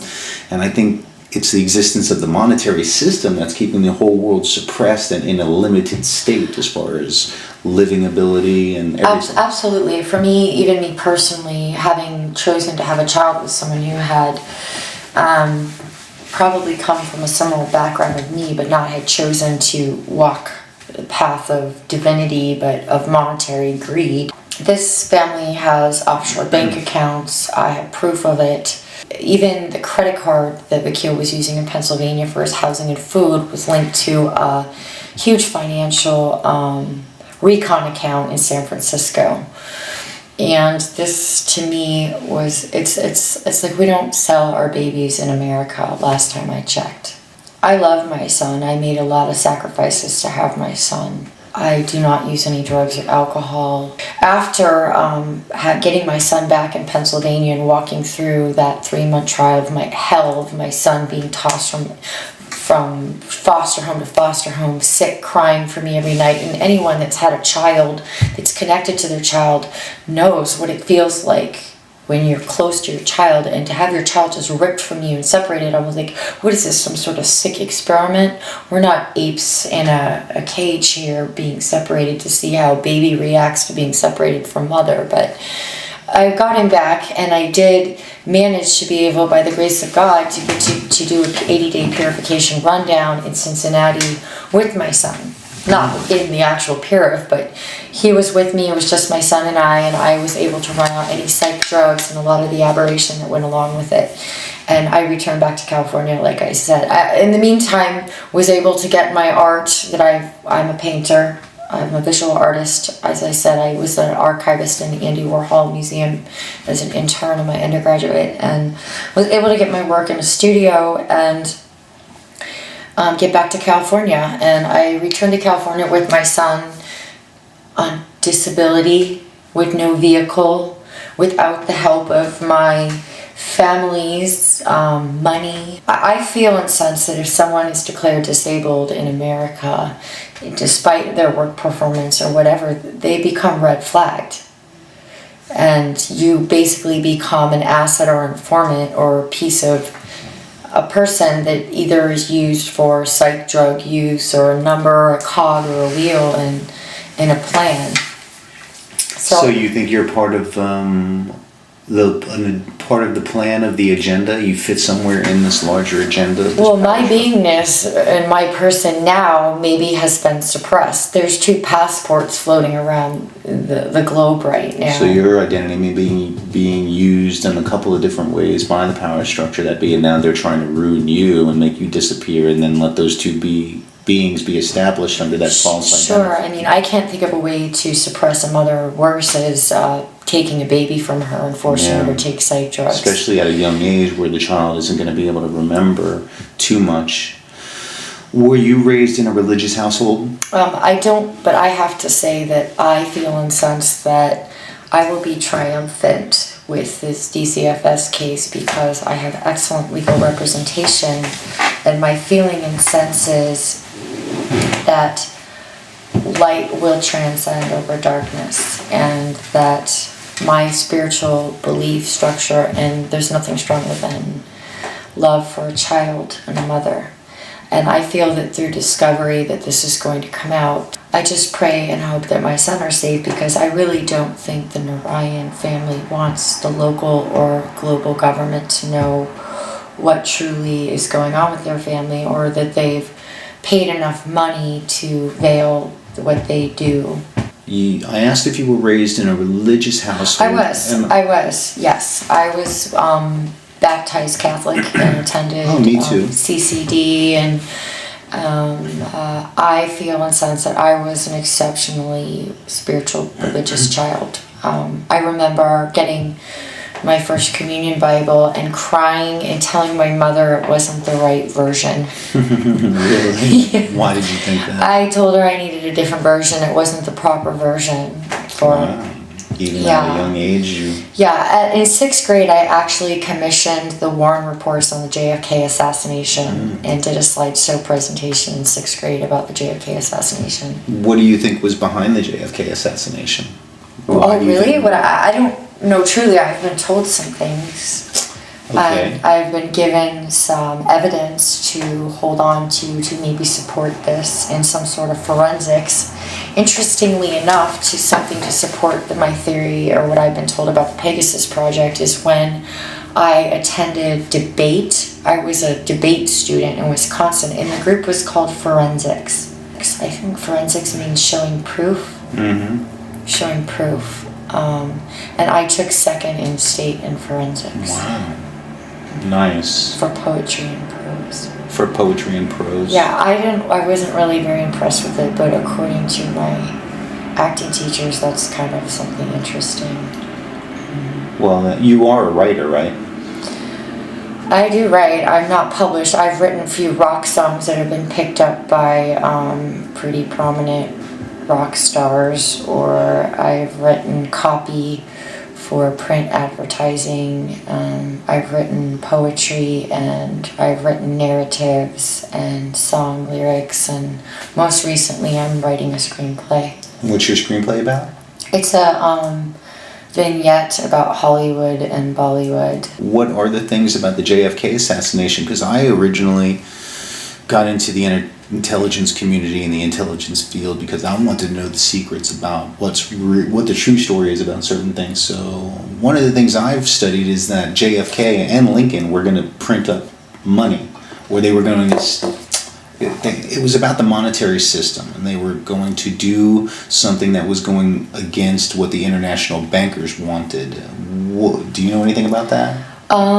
I don't, but it doesn't surprise me. I could tell you a little family story or history story that my grandfather told me. It's kind of clever. What I was told about the JFK assassination is more of like probably a Hollywood story than maybe a World Bank story. I was told that both JFK and his brother were having an affair with Marilyn Monroe, and that she was pregnant, and that the Kennedy brothers killed Marilyn Monroe and the Marcella family had Kennedy killed because Marilyn Monroe was loved and beloved by the Marcella family. Is that a mafia family? I don't know. I think it's just a family that was out of Italy and worked in their own parameters to protect and serve and uphold their own form of what they figured is justice or liberty in America or globally. Well, Mazzini, he was the original founder of the mafia in the United States, and mafia stands for Mazzini authorizes burning, robbing, and strangling or asphyxiation. So Mazzini came over to the United States and started the mafia, and that's what mafia means. I wouldn't be surprised if Marcella probably is some way connected to, I guess, La Cosa Nostra. I think that's, or the mafia.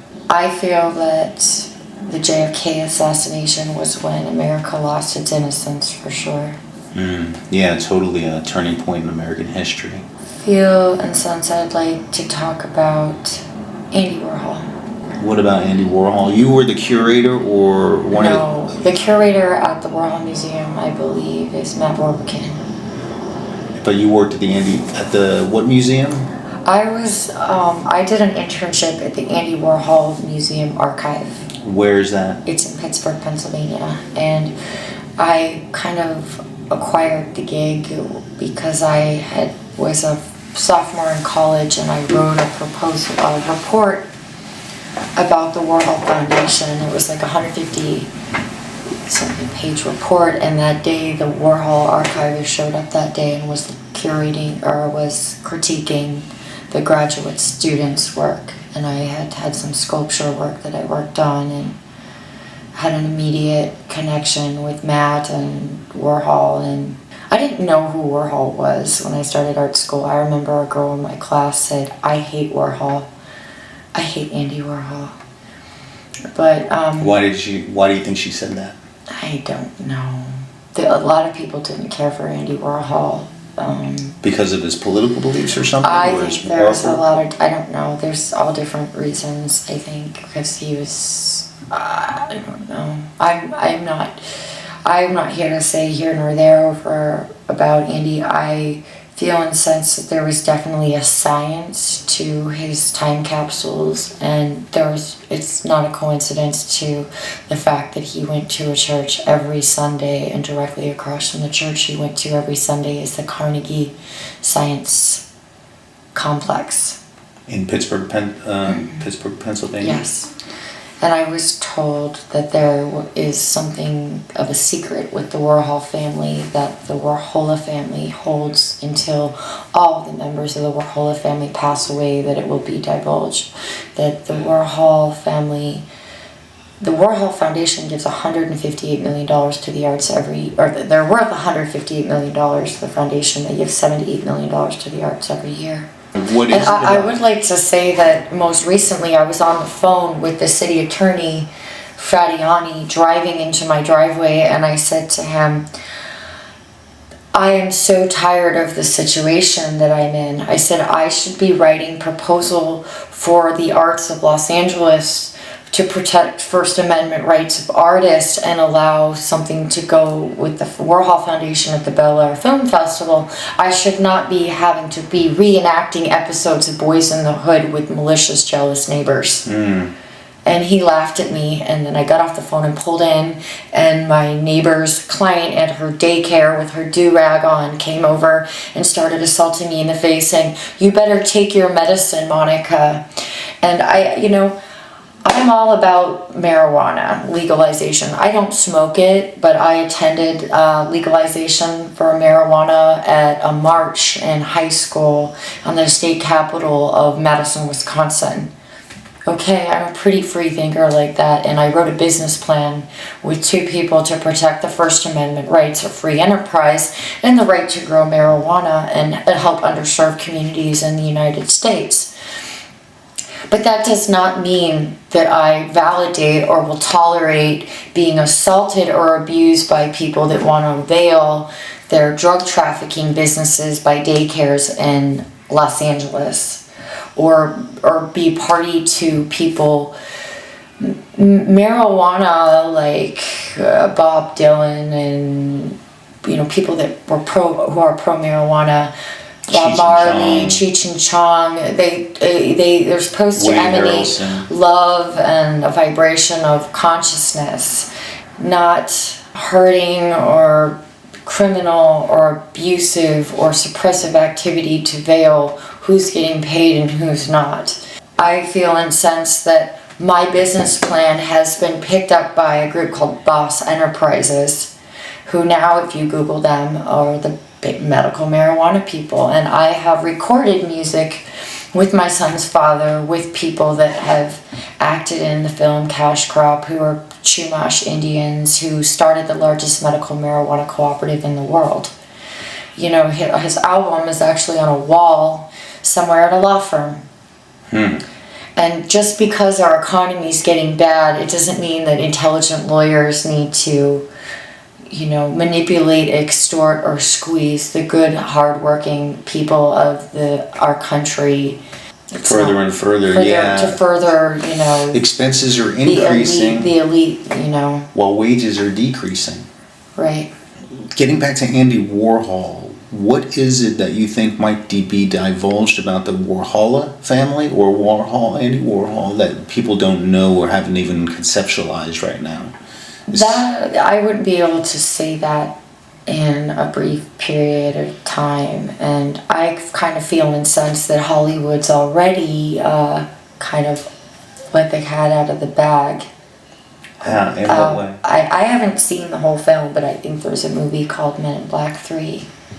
And I haven't seen Men in Black 3. Yeah, and Andy Warhol plays kind of a big character there, and I feel like pop culture and like the Illuminati and like esoteric literature or knowledge was often used in a dialogue for the elite or art collectors or people that were of the higher level of society, not the proletariat working class. So would you think that Andy Warhol's a blue blood, I guess, coming from an elite bloodline? Probably, most definitely. Yes. Do you think he has an alien bloodline, maybe? He could. I think we all have high. Well, my feeling and sense is like angels or angelic beings are Enochian or could also be extraterrestrial. I've been shown some documentaries and research to show this in the past, and Warhol did his works about angels, and as did Michelangelo, and I just feel incensed that a lot of times some of this has been construed to be a negative thing instead of enlightening the positive. When I was in art school in Pennsylvania, Susie Gablick came to speak at our school, and she's written a book with James Hillman, I believe it is Conversations. Susie Gablick, James Hillman. She believes in the Black Madonna, or a re-enchantment of art. I don't know. She came to school and was very kind of mystical and esoteric, but she talked about a re-enchantment of art. And I feel and sense that that's been something that I've held on to as much as I can as a human being, or as a purpose as an artist, or as a mother, because Madonna is something of mother and divine love and maternal love. And I think that that's been something in the church that's often been connotated in allegorical history of patriarchal versus suppression of the goddess energy, I agree with that. The Grail. That's why I'm doing Hollywood and Vine, the movie where the Messiah is a female, and I'm thinking about changing the Messiah into a female in the Second Coming of the Messiah book too, because we need a matriarchal resurgence of matriarchal energy and power on planet Earth, because the patriarchs, the males, are doing everything that they can, I believe, to destroy mankind, kill as many of us as they can on purpose, remain in control of all of the materials and resources of planet Earth, continue with whatever allegiances and deals and pacts that they've made without, otherworldly and other dimensional entities that are suppressing human evolvement and the betterment of mankind. And I guess there's 7 billion of us that are living in ignorance. What about the Andy Warhol time capsules? How many of those are there? I believe there's approximately 400. 400 time capsules, and what's in those time capsules? Everything from pizza dough. I think that was the most bizarre thing. What are these things that he created or made? No, he would make them as he would go along, either in production of film or at the factory or going throughout his day. And he also kept the Warhol diary. And I feel and sense that if you look at time and space as a vertical blueprint, or it was like that movie Groundhog's Day or something. If you have a locational vector that's connecting in a pattern, you would understand divine numbers or like things that Adam Weishaupt studied, right? Like the number 5, the number 15, the number 13, the number 33, all of these numbers that are used in incantations, I believe, tones, angles, building, the Fibonacci code. Right. But I feel and sense that the really divine individuals, such like Andy Warhol, instead of being so linear with numbers or exact science, the artists on the planet were able to create an esoteric language, but we've become so digitalized and so refined and so electronic that, the actual creation and art and the feeling behind the creation and process of art and enjoying art and viewing art and creating it has become mechanized with our iPhones and our telephones. And I think that for me, like going to school to be an art teacher is understanding and being a mother and having children, that our children are our future, and the fact that if we can still foster this sort of conceptual, and it's in the indigenous culture, the native cultures of connecting with the earth and not being so connected on the digital linear, but staying with the earth, we have a way to soften and harmonize the transition of evolution. And that's what the Ramayana is about in the Vedic culture. It's when the dark universe, ancient, meets the light universe. And that is what my consciousness said when I had my son with his father, that I thought, oh, this is so wonderful. A union of dark and light as a transition point. Right. So I was often told, like, I have a friend who was married to Timothy Leary's son. And she had a child named Toby, and I spent time with her in New Mexico, and she would say, Om Nam Narayan. And I'd say, how can you say Om Narayan, when she thought that Bakil was like the embodiment of like Lucifer or something. She thought she has spoken on many times that she thinks he's completely evil. Actually, when I was talking to you on the phone, based on some of the things that you said, I thought he also might be Lucifer, and then or Satan, or the dark force, and then dropping, creating a son with a light being now as a positive and negative alignment of maybe a new lineage that's supposed to be the new breed of the evolved humans. And if you're coming as a light child, a bearer of, who is indoctrinated into time travel program or something like that, it's an ambassadorship that we really can't comprehend right now, because what we're experiencing in the moment in 2013 is an evil, maniacal dictatorship globally that's suppressing human thought, human behavior, human vibration. Right. Well, that's why I was interested in you meeting and interviewing my grandfather. It was time with him. Because, who's your grandfather? Leonard P. Kramer. That's right. He and my grandmother were married for 56 years.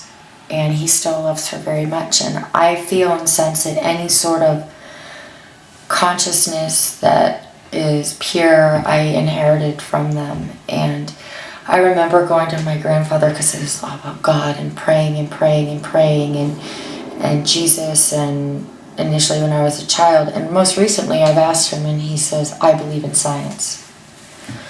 And so I feel that there is a gene, or there is something in consciousness that cannot be harnessed by science. And the divine spark or creation. Now available at Amazon and Barnes & Noble is Harry Johnson, Diary of a Gigolo Porn Star. The crazy adventure of a 1951-born male in Beaufort, Georgia with a 2-foot penis that grows to 3 feet. He goes on to become an international porn star after becoming a war hero in Vietnam. Get it today at Amazon or Barnes & Noble. I think our soul is being controlled, like when our body dies, that our soul is collected by some kind of a source. I've read conspiracy theories about how David Icke says that on the moon there's a base that is sending out a vibration that's creating this this fake image that we see all around us of what we believe reality to be, and then when our soul leaves our body, it's collected and sent back, reincarnated into other bodies, and we're living in a machine, almost a video game or a computer program. I don't know what to believe about that, but how do you feel about that? I mean, there's obviously, I feel that there may be some sort of premise to it, in the sense that I myself, being someone who's not, I feel that the video games and the gaming have to have some sort of correlation. For me in my life, I've had some very strange things. I have a stepbrother named Eric Bone, that I have a stepmother that came and kind of infiltrated my family, and they took on a stepbrother. And he worked for Sony, and he worked for a company called Idle Minds, and he was in gaming. Who was your stepbrother? Eric Bone. I have some very crazy correlations with video gaming, and people that have acted or as models or icons or, characters in video games.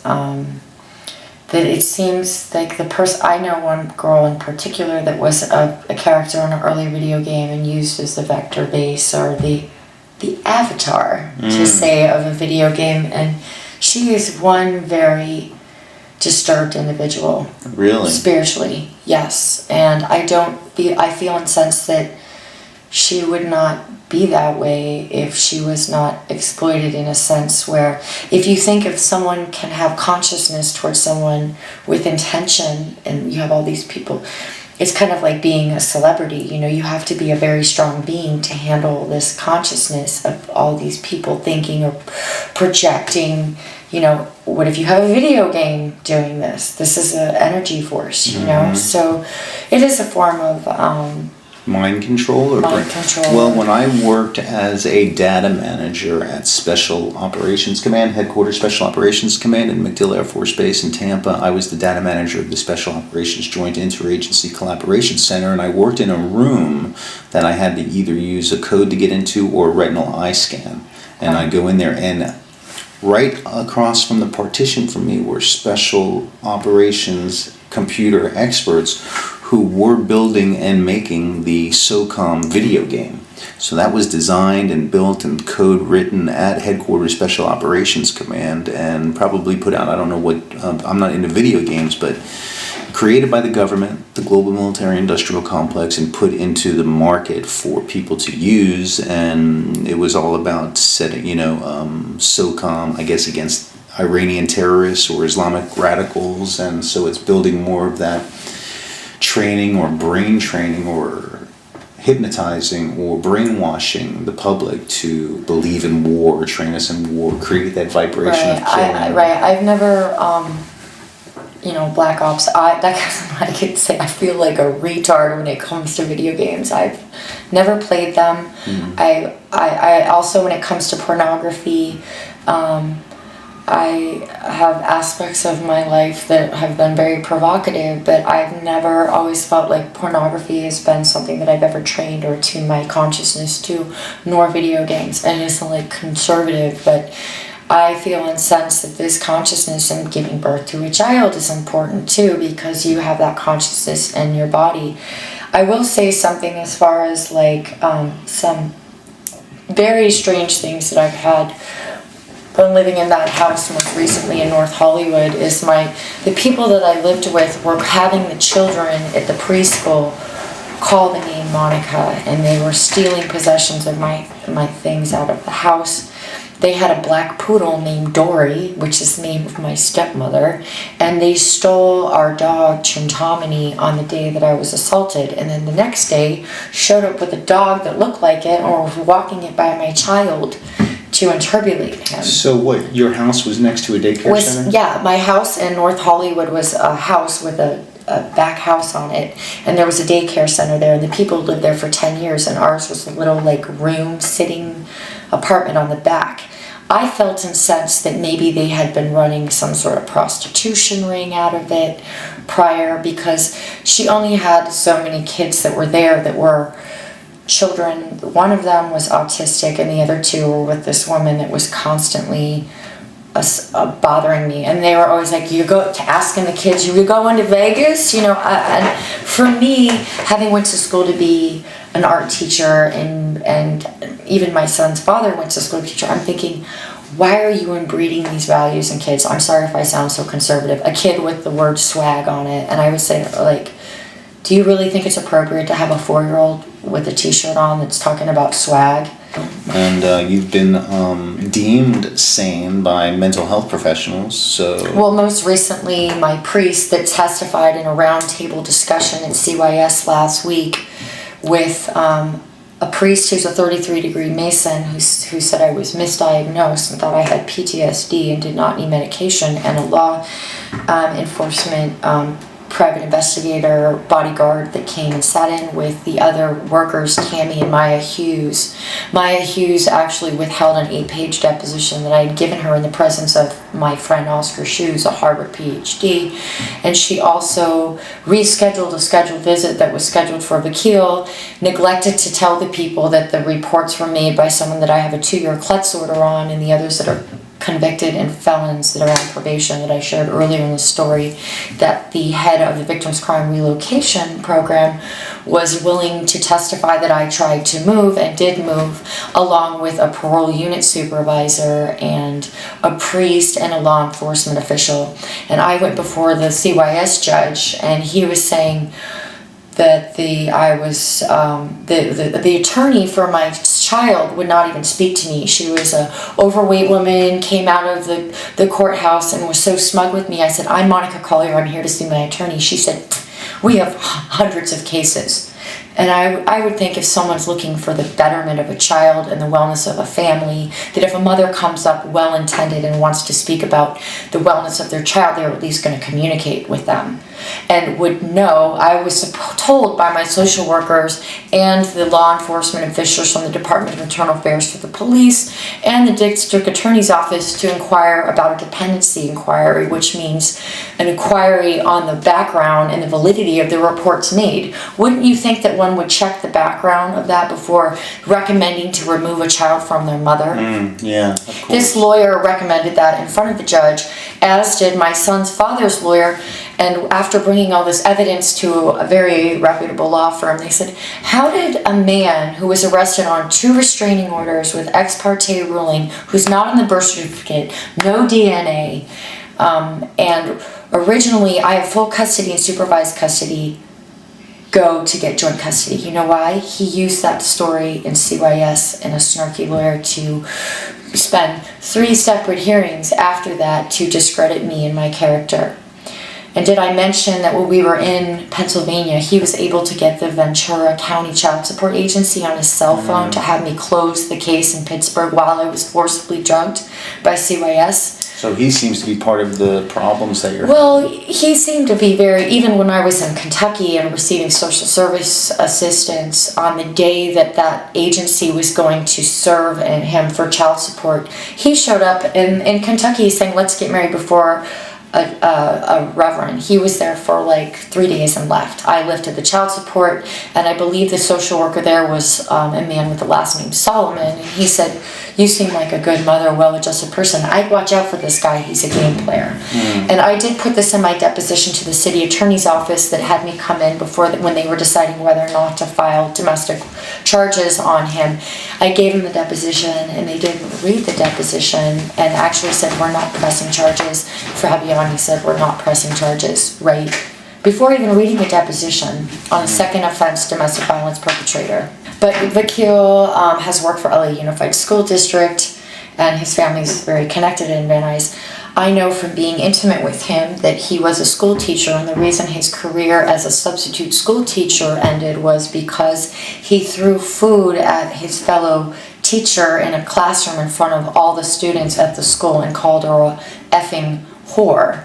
I would be interested to meet this teacher who would be willing to step up and attest that Vakil Ryan did do this, but like many times he's conning and conniving enough to resign or do things before they go on the record. So he had kind of an explosive, dangerous personality. He worked for LA Unified School District most recently, and when he was supposed to report his income to gain, mysteriously his tablet was smashed out of the window of this car and he quit working for LA Unified School District. But most recently last week, one of his students showed up so conveniently and picturesquely at the DCFS court making him. I was quite amazed because I was told to come an hour late. I had to park a mile away, walk with my things, and my attorney, I'm sorry if I'm the one who's deemed mentally insane or not capable, is so overwhelmed with 78 cases, and he's screaming at me, telling me, shut up. I could tell we're already going to lose this case. Here, take this card for this lawyer. If you've got $5,000, I recommend them, and call this lawyer. And I'm thinking, wow, this is what America's social system and government is doing to keep healthy families and unity in our communities in California. What I call it is we are bankrupt in California, and DCFS is making a business off of children. I also felt and sensed this with Lori Burns, my AA sponsor, who had like upwards of 8 foster kids at her home up in Laguna or Mission Viejo, making a profit off of removing kids from their parents and looking like, I couldn't leave them out there, I can't do this. Well, if she's such a great sponsor, why couldn't I get a speaker meeting to tell my story about being out there? And that's why we're doing this public testimony. I mean, I actually had the deemed official recorder for Alcoholics Anonymous at my wedding, April 6th in 2009, with Lori Burns, along with many other high-level, respected Alcoholics Anonymous people. But I often say, who does a girl have to be to get a speaker meeting in Alcoholics Anonymous, right? Especially after she had her baby ripped off of her going to a meeting that she was recommended to go to by a Alcoholics Anonymous, a member of the Freemasons, and a executive transportation driver out of Washington, D.C., who for the whole month prior had said, I know this wealthy family in Pittsburgh that, would love to adopt Koki. I would say even when I was in Ubud, Bali, I had a woman approached me from Manhattan that was out there seeking babies to adopt, to sell through the adoption market in Manhattan to wealthy, needy families that would like to acquire babies. So do you think there's a possibility that the elite, the powers that be, the Illuminati, whatever you want to call them, have created a child through you in a dark entity, and then now are trying to separate that child from you to take it and place it in another family where it eventually might emerge into some type of a messiahship type of position? I'm not going to agree to that. I disagree. I mean, if I were to project something negative, yes, but I believe in the power of consciousness. I believe that I'm meant to raise this child in consciousness and light in an organic mindset. I believe we live in a technological era where there's implants and, I don't know, what's that movie, The Manchurian Candidate? Mm-hmm. Old style.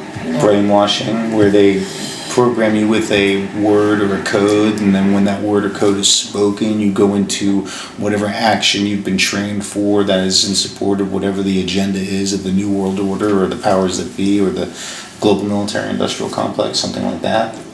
I guess something like that. But yeah, so I have a feeling and sense that Kalki will be returned. He's with me anyways, but I have a feeling and sense that I will get full custody of my son. And that's what I wanted to talk about also, is being able to control him. Now, I would like, and this is what I'm asking everybody really in the world to do who's watching this show, is to either create or get back your certificate of live birth and doing a reversal of the trust on your birth certificate, meaning taking and giving the state back your birth certificate and claiming that you have your certificate of live birth, which gives you control over your physical body, your vessel. Now, I'm going to ask you if you want to try and go through that process maybe over the next year or so with creating your certificate of live birth, the certificate of live birth for your son, and my daughter. And then your daughter, who's 17, and then getting her certificate of live birth so that when she's 18, she has control over her vessel. That way no one can ever be, can't be incarcerated and legally can't have your children taken away. I would love to. I was also recommended by my attorney to look into getting my Cherokee Indian card because of my adoption, that I have a Cherokee lineage, which would not make any of these DCF laws touchable to me. And I did study Native American science, meanings and symbolisms in a master's program in Pennsylvania, and I find it highly ironic that an indigenous person or reptilian would go and perpetrate this same sort of genocide crimes against me, being a present time Caucasian female, that was perpetrated against the native tribes or indigenous people back in the day, even when presidents of the United States of America would put money on the heads of Native American people. So here I am being a woman.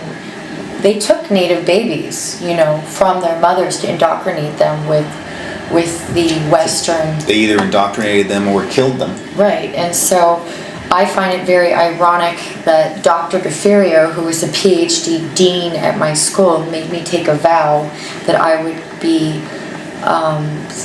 spend my life with knowledge and wisdom to follow Native American culture and learn and advocate as much as I possibly can, which is why we wrote the business plan for Freedom Nature Enterprises, and my business partner most recently is working for the Nez Perce tribe. The what? Nez Perce tribe. Nez Perce? Nez Perce tribe, yes. Spell that? Nezperce. Okay. I do want to share one little anecdote about your premise of hybriding and alien hybriding. Yeah, because you said reptilian a little earlier. Right. Well, just the fact that my daughter Zoe Groves, I got pregnant with her while I was on birth control pills. I was not pregnant, and I remember her father telling me that when his parents conceived them, that they flew around the room. And I thought that was funny. Maybe they were doing some drugs in the 60s or something, but he told me they flew around the room. I had my daughter, and when I had her, I had a epidural at her birth, and I remember this doctor coming in that was like Scandinavian or something in these crazy orthopedic shoes, and he gave me an epidural. So I was separated. My daughter's birth story was her being separated initially at birth. I was vomiting. I couldn't breastfeed her, and her father was constantly taking care of her.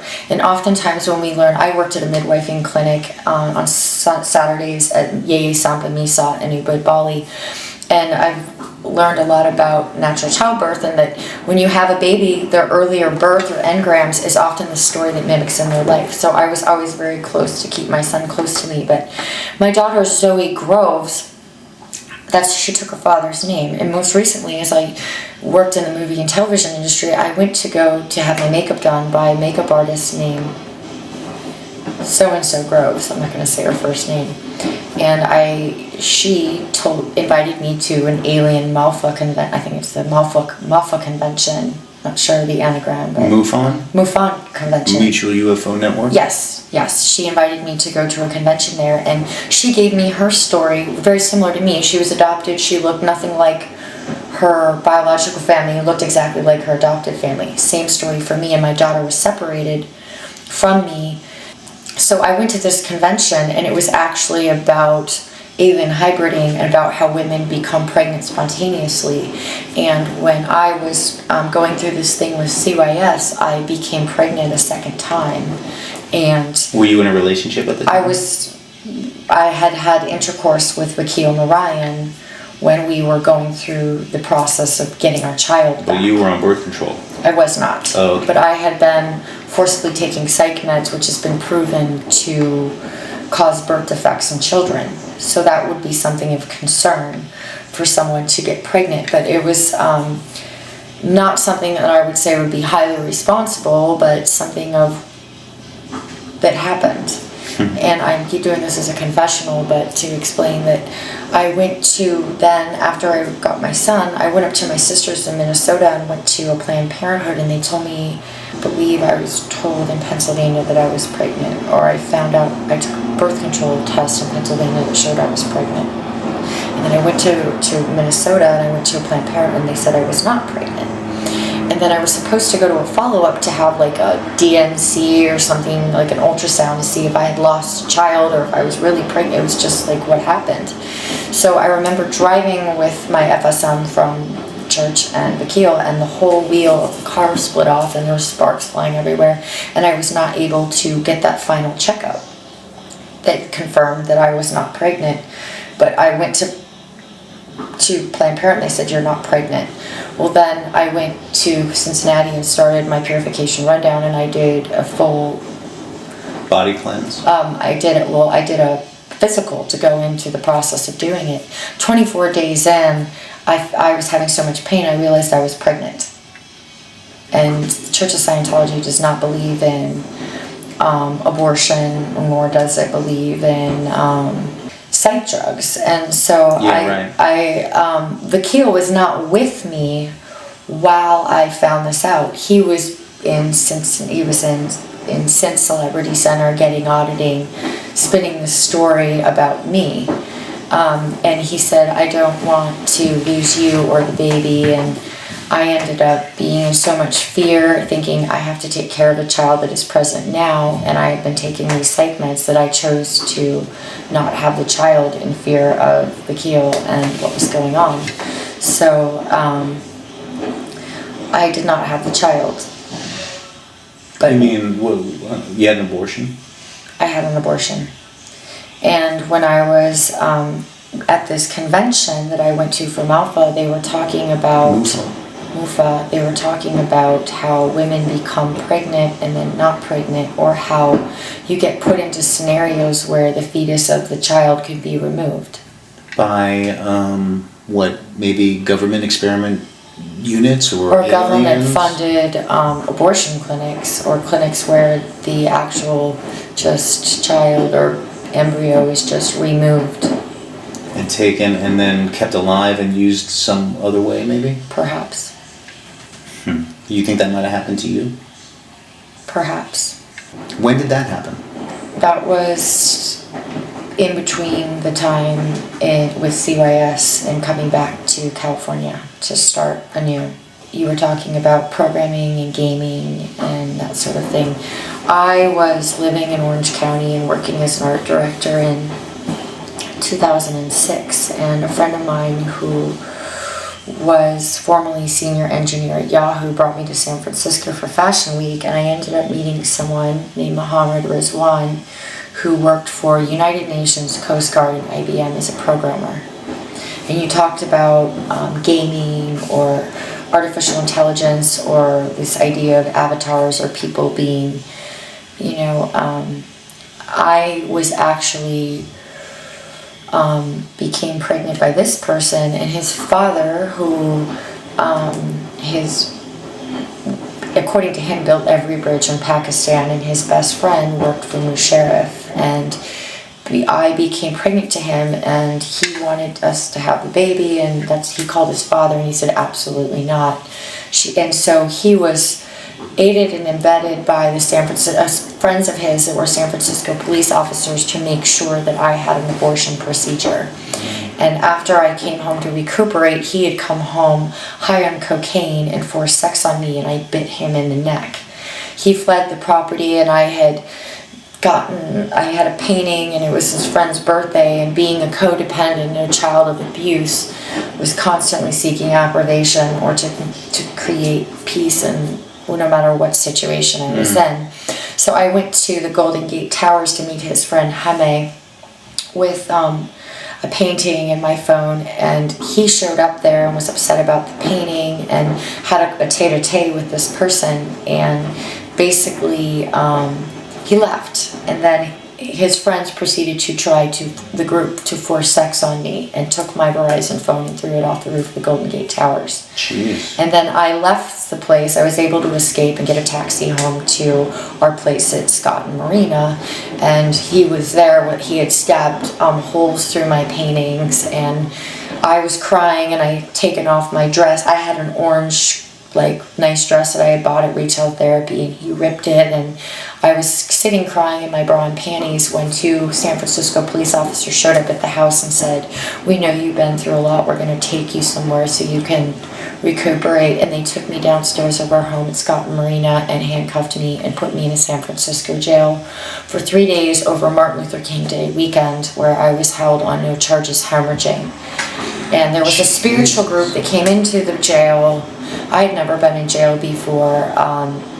I wrote a letter at the law library to the district attorney of San Francisco and asked actively to get medical attention while I was in there. I even told the arresting officers that I had been raped, and they said, "Get a rape kit while you're in there." So I was in there. They realized that I was hemorrhaging, and I had been able to call someone that I knew, their phone number verbatim, who was actually from another country, is from Lebanon, and vouched my character, or whatever they do, I don't know what it's called. And they called my Aunt Leone, who was actually a retired juvenile probation officer that lived up in Castle Rock and Walnut Creek, where my family has a home for 3 generations. And she was supposed to come get me out, and they released me early at 2 in the morning, where I left. And after that, I tried to move, and I started dating someone who now is, I believe, vice president pop promo music for Disney. And I moved to a new apartment condo in Marin, and shortly thereafter I was roof-and-alled at my place of employment and pulled over for a false DUI because I hadn't really drank anything, but I was impaired for like 4 hours, and they did a field sobriety and asked me to stand on my left leg, which I shattered 15 years earlier on tax day falling. So, I passed the field sobriety. I was in my brand new Prius. I blew a .08. Legally should have been let go, and they said they'd pull over my car where I was arrested, and I called my boyfriend and said, "Do you want me to come help you?" I said, "No, I got it handled." I retained Harvard lawyer Bruce Capsack, and he said that the case was going to be dismissed by the DMV, but then he wanted me to bring a check he wanted to come get my check or money from my place of employment, and my boyfriend at the time said, "No, don't do that, bring the check to his work." Well, then he mishandled the case, gave him the wrong phone number at the DMV, and then I was shortly charged with bribing a police officer. I still have all the paperwork and the clean slate that I filed with the Marin Bar Association. I also have the letter from the Marin Bar Association that I went back years later after getting back my license, and the thing is kind of boiling over, and was able to get a letter saying that I had grounds for CHP, harassment, and malpractice by the Harvard lawyer. And that, I believe, was implemented by the CEO from the solar company, or maybe Mohammed Rizwan, in retaliation of just further trying to suppress me. I did go back, well, as if I didn't have enough in Marin County, I did go back and become engaged to someone after I was arranged marriage, and I believe that I was programmed and brainwashed by the guru that I was studying with, Yogi Raj Siddhanath, who, I became obsessed with bridging culture and being with someone of this outside culture. And I don't know if it was by him, my genetic entity, or procreation, or furthering of humanity. I don't know. I felt like this was important. But I became engaged to someone named Khalid Mahmood, who knew the person that had done this through the relations in Pakistan, who had an aunt named Appa, whose best friend was Gaia. And she actually was there when I was given an engagement ring, and on the day that I was engaged was Valentine's Day, and I was invited to go see Steve Miller Band live at the Bohemian Club front row on Valentine's Day. The Bohemian Club, and Steve Miller actually attends Bohemian Grove out in the Redwood Forest, I think, where Bohemian Grove is. And it's interesting that they were playing at the Bohemia Club. Right. It's also, I think, known as a Republican camp location, and oftentimes not a place where women are necessarily welcomed. It's an all-male club that I did not go because I was engaged with someone from another culture and felt that in honor to show that I'm really a valid, worthy bride, that I did not go. And I ended up having to escape from this person because they became abusive, and I would go to AA meetings and ask for help, and I heard people speak that were from Iran that had former day traders and wanting to be the principals of AA, and really here I am reaching out like I'm being abused by someone who's trafficking hashish in Marin County. I'd like to leave. And I literally left like all of my belongings, everything, and just got out of there and never went back.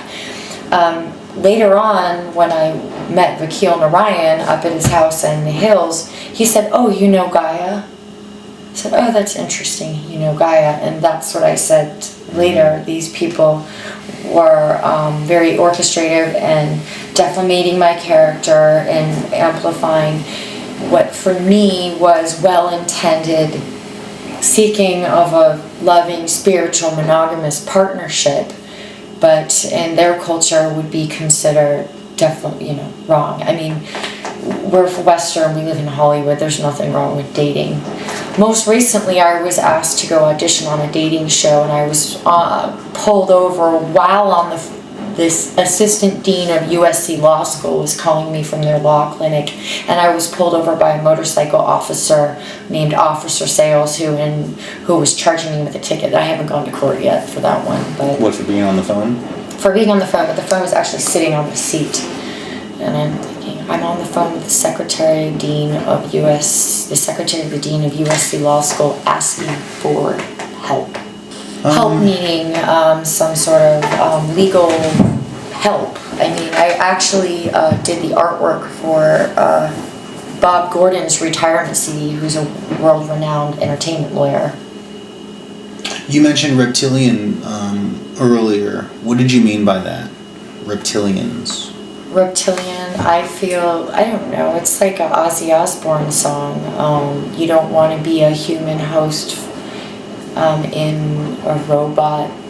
You don't want to be a human host with a robot ghost. Or I feel reptilian is a life form that invades the human DNA, that allows someone to shapeshift or exhibit reptilian qualities. I've seen it like at a gym before. I mean, I feel and sense that these sort of qualities are brought out by drugs as well, like crystal meth. Crystal meth use, I believe, does something with the human body, consciousness, and causes people to act in a reptilian manner. When you saw your the father of your child shapeshift, what were the circumstances in which that happened? We were just up in Hollywood Hills at his home, and I was just concentrating on his face and his beingness. I wasn't under the influence of any drugs or alcohol or anything. I just saw him shift into it. I think what it has to do with is time continuum and manipulation of matter or consciousness. The way the subconscious mind interacts with energy, creating matter? Right. And this is something that has been practiced in ancient ritual in Egypt. And so what, you were in kind of in a relaxed state and your subconscious mind was forward and you were able to tune into a different vibration? I guess, or I was just completely tuning into whatever vibration or projection of himself he was projecting at that moment. And then he had a momentary, I guess, lapse of control of his vibration and revealed shape-shifting? Sure. I mean, we've all seen, it's something that's even done in a comical way in music videos, people shifting into dogs or, animals or... And you saw that happen with him as if it was almost like in one of those commercials? His head shape-shifted? I guess, yeah. I actually told this to a friend when I was being initiated into Transcendental Meditation by the Maharishi group on Saraswati Day in Ubud, Bali, in the house where Eat, Pray, Love was written. Wow. Yeah, I actually met with someone that works in nuclear disarmament and heads up the Bali Spirit Fest in Ubud and works with a political figure locally in California with Nancy Pelosi, and he was doing color and sound therapy on me with someone he's been mentored with out of Malibu, and I actually have said, hey, can you introduce me to this? He goes, we didn't have a very good experience in Ubud, and I'm thinking, we didn't have a very good experience. What? I was there on my own money and volition with no agenda, no funding through the State Department, nothing, just there as an altruistic humanitarian with my baby to do something good for humanity. I don't think there's anything wrong with that. No, and I don't think there's enough people on the planet carrying around an altruistic vibration who are operating for the pure good of humanity and the development of forwarding of mankind. But we're trying to spread that message so that we can change the vibration of humanity, so that we are living in an altruistic nature and doing what we can to help and benefit mankind. Now, did you think that he realized that he shifted into a different vibration and that you saw it? Did you comment on it when it happened, or what?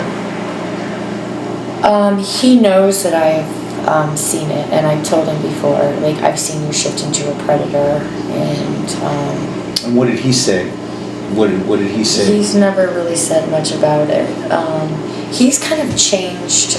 His consciousness has changed a lot, because he used to smoke medical marijuana probably 12 times a day when we first met. And because I was indoctrinated by Alcoholics Anonymous, and I was like, we're having a baby, he actually recruited me to 12-Step, his brother Nikhil Narayan, the hip-hop artist Invincible. Sorry. And the day that I met him, I believe he was under the influence of crystal meth, and he tried to force himself on me, and Vakil brought me to, this is before I dated Vakil, and was telling him that my heart is for you, and he brought me into one of their family's homes, and I could smell the ether on his brother. His brother was getting on me and was saying, oh, mommy, mommy, mommy, mommy, and this is something else that makes me think that there's some sort of incestuous energy in the family home because of the mother. Both of the sons have been raised almost effeminate. They've totally demonized it. Vakil's brother Nikhil has 3 children with a woman that actually dated Tupac Shakur. And they basically suppressed her.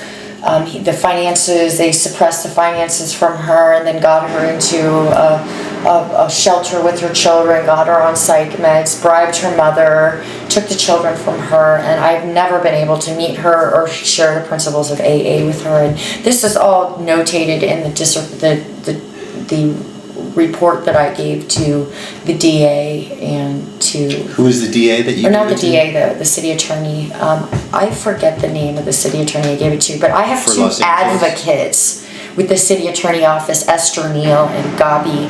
Esther has recently been promoted at the city attorney's office, and I must Los have called Angeles? it, and I've called them both upwards of 30 times and have asked for advocacy either at court or support, or I worked for the Pony Express Domestic Violence Awareness Coalition in Pennsylvania and worked for Representative Hebe in a kind of loose matter when I was in college. I was actually asked to bring George Bush his lunch when he gave a speech on bioterrorism by someone named Grant Stapleton, and I actually... Well, that's a level of trust right there. You don't just pick any crazy old person and hand the president a sandwich. I stayed in my apartment that day, and I actually lived in an international historic landmark that was the home to Gene Stapleton from the TV show All in the Family. Oh, wow. Yeah, I also lived in the international historic landmark in New Orleans, the steamboat captain's house that's actually on the levee on a naval base in New Orleans in the 10th Ward. Oh, wow. That must have been a pretty cool experience. It was pretty cool. I love the building. It's a swing Gothic Victorian home, and maybe that's for another episode. We can talk about time travel or sound experiments or EMP or jumping time and that sort of thing. Yeah. I think that I feel incensed that there's probably people within our government that are educated and cleared to do these sort of things, and for some reason... What sort of things? Jump time, or go to jump rooms, or be able to travel through space and time. What's a jump room? A jump room, according to the conspiracy theorists on the internet, is a jump room where you can jump through different time continuums or different planetary systems. Have you ever been in a jump room, do you think? Not to my knowledge, but I could, on another time, to wrap up tonight, talk to you about my experiences with my biological father and being in New Orleans, and I've made friends with people that worked, like they said, they worked in safes with gold, and he had a wife that was Czechoslovakian and this sort of thing. Gold is Kenneth Barnes. It's in one of my journals. He looked a lot like Andy Warhol. Maybe the same alien hybrid family? Do you think that Andy Warhol maybe was an alien or had a strong alien gene? Or I don't know. Most recently, I have a friend that's been advocating for me, says that there's like a planet, or an alternate planet, like a 51 planet, a Mars 51 planet or population. Well, I've also heard and read that there are many more planets in our solar system than just 9 or 10, that there's like 40 or 50, and all of them are inhabited by humanoids and other life entities. So I think maybe during our off time between interviews, you can go about securing your certificate of live birth for yourself and your children, and maybe we'll talk about that next time. We can talk about some of the time travel stuff, Pegasus Project, and the powers that be, the global military-industrial complex. Even talk about how we can go about getting rid of the monetary system, and part of regaining control of everything is getting control of our life certificate of birth, which I've talked about before, certificate of live birth, and our documents that give us control over our sovereignty. So if you want to be a part of that, I want to spread that too. I'm going to be doing the same thing, and we'll talk to Monica about that next time. Yeah, well, since we're on the subject, I believe there was a convention most recently in San Francisco for Bitcoin. I heard about the Bitcoin. It was I guess, shut down. Oh, Bitcoin has been shut down? Well, I don't know if Bitcoin was shut down, but it's been centered out and targeted as it could be anti-government or terrorist groups could use it. Right, because Bitcoin was a currency that basically was just perceived value, and really all value is perceived value. But this was a digital coin that you could buy a part of, right? And then each part was going for a certain amount, and it was becoming so popular that the price or the value of the Bitcoin was increasing rapidly. And if you bought a Bitcoin now, in a year you might be a millionaire. If you spend $100 now, it was raising so fast. So Bitcoin was shut down. I did not know that. I don't know if Bitcoin's necessarily shut down. I just was told that Homeland Security found it to be something of a threat, but it may have been contrary to the plan of the 10, 12 power families and Illuminati, because it would be something conducive to free enterprise, which is what I believe the United States was built on. Free enterprise, yes. Until we had to give away all of our land due to the Revolutionary War debt from 1789 that put us into bondage with our federal land, our state land, our human vessel, and now our bank checks. Since 1999, we haven't been getting back when we cash them, and they stay at the bank, and they're used as a commodity against that debt, because we're in the fourth iteration of an international bankruptcy from the Revolutionary War. And you guys have heard this, and this is all at creditorsincommerce.com. So if you go to creditorsincommerce.com, right there, it'll be there later. It's there now because we're live. All right. Anything else, Monica, before we wrap it up? No, thank you so much for the opportunity to share and speak and be heard. I'm grateful. All right, so we will see you next time on the Ronald Show, documenting the collapse of life as we know it is perpetrated by the global military-industrial complex and teaching you to be a creditor in commerce. All right, thanks, Monica, for giving your testimony. Peace.